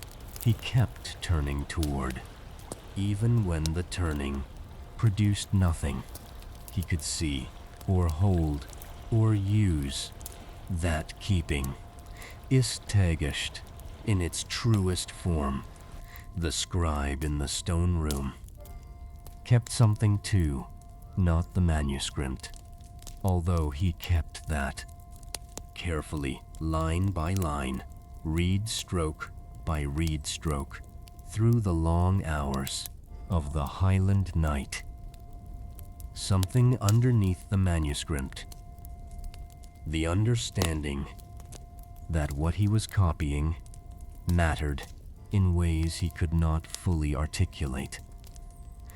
That the last verse of Book 22 and the untranslated word and the closing formula of the Ethiopian tradition deserved the same quality of presence as the whirlwind speech and the lament and the 7 days of silence. That nothing in this account was a footnote, that everything the scribe was given to keep was worth keeping exactly as he received it, and the Ethiopian Orthodox tradition kept something across 15 centuries of continuous engagement with these texts. Not only the manuscripts, although it kept those in the island monasteries of Lake Tana, in the scribal centers of Gondar, in the rock-hewn churches of Lalibela, in the specific geography of a highland community that understood preservation as a form of faithfulness. It kept the understanding that the Book of Job was not primarily about suffering. It was about what suffering makes possible, the movement from the hearing of the ear to the seeing of the eye. And you have been keeping something tonight. I do not know what it is. I do not know what you brought into this hour. What was on the ash heap when this night found you? What 4 directions you have been searching? What silence has been building in the space between? What you expected and what arrived instead?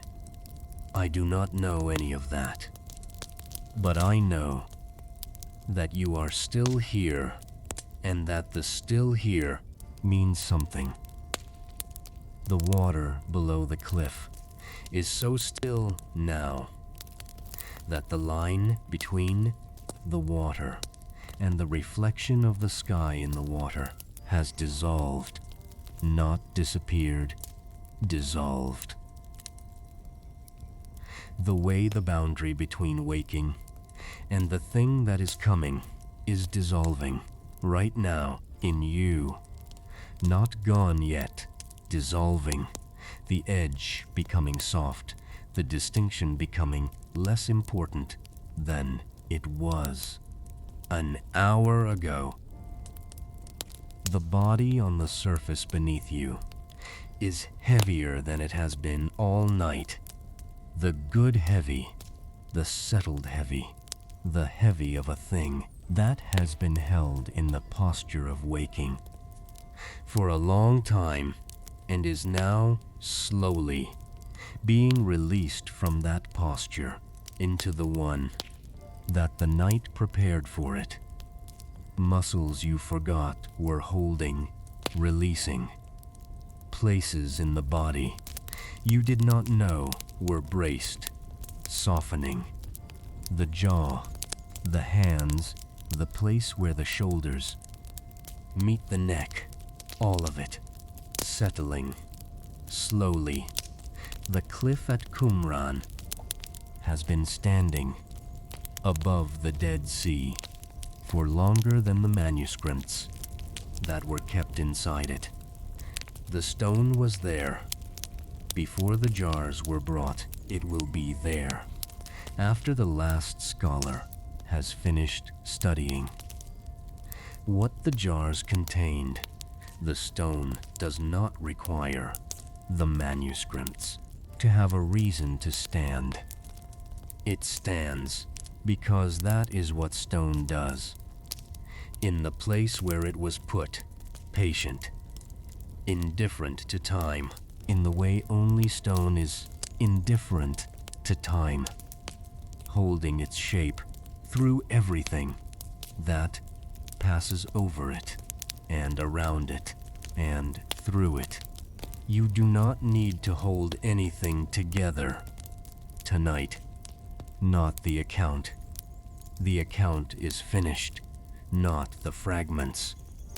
The fragments are back in their manuscripts, back in their jars, back in their caves, back in the keeping of whatever keeps them when the night is over and the readers have gone. Not yourself.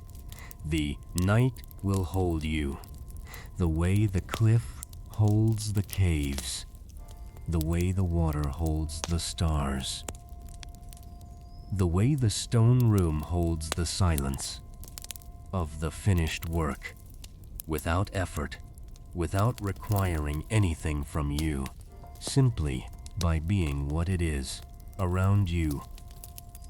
The stars in the water are not moving. The stars above are not moving. Everything that was in motion through the long hours of this night, the fragments, the arguments, the lament, the four directions, the whirlwind and its questions, the seeing of the eye, the last verse, the untranslated word, all of it, still. I am going to leave you here now, not because there is nothing more, because what is left does not belong to speech. There is one thing I did not say tonight. I am not going to say it now. Some things are for the quiet. That comes after. The cliff is here. The water is here. The stars are here, above and below. Patient, doubled, present in both directions without needing you to watch them, to continue being present.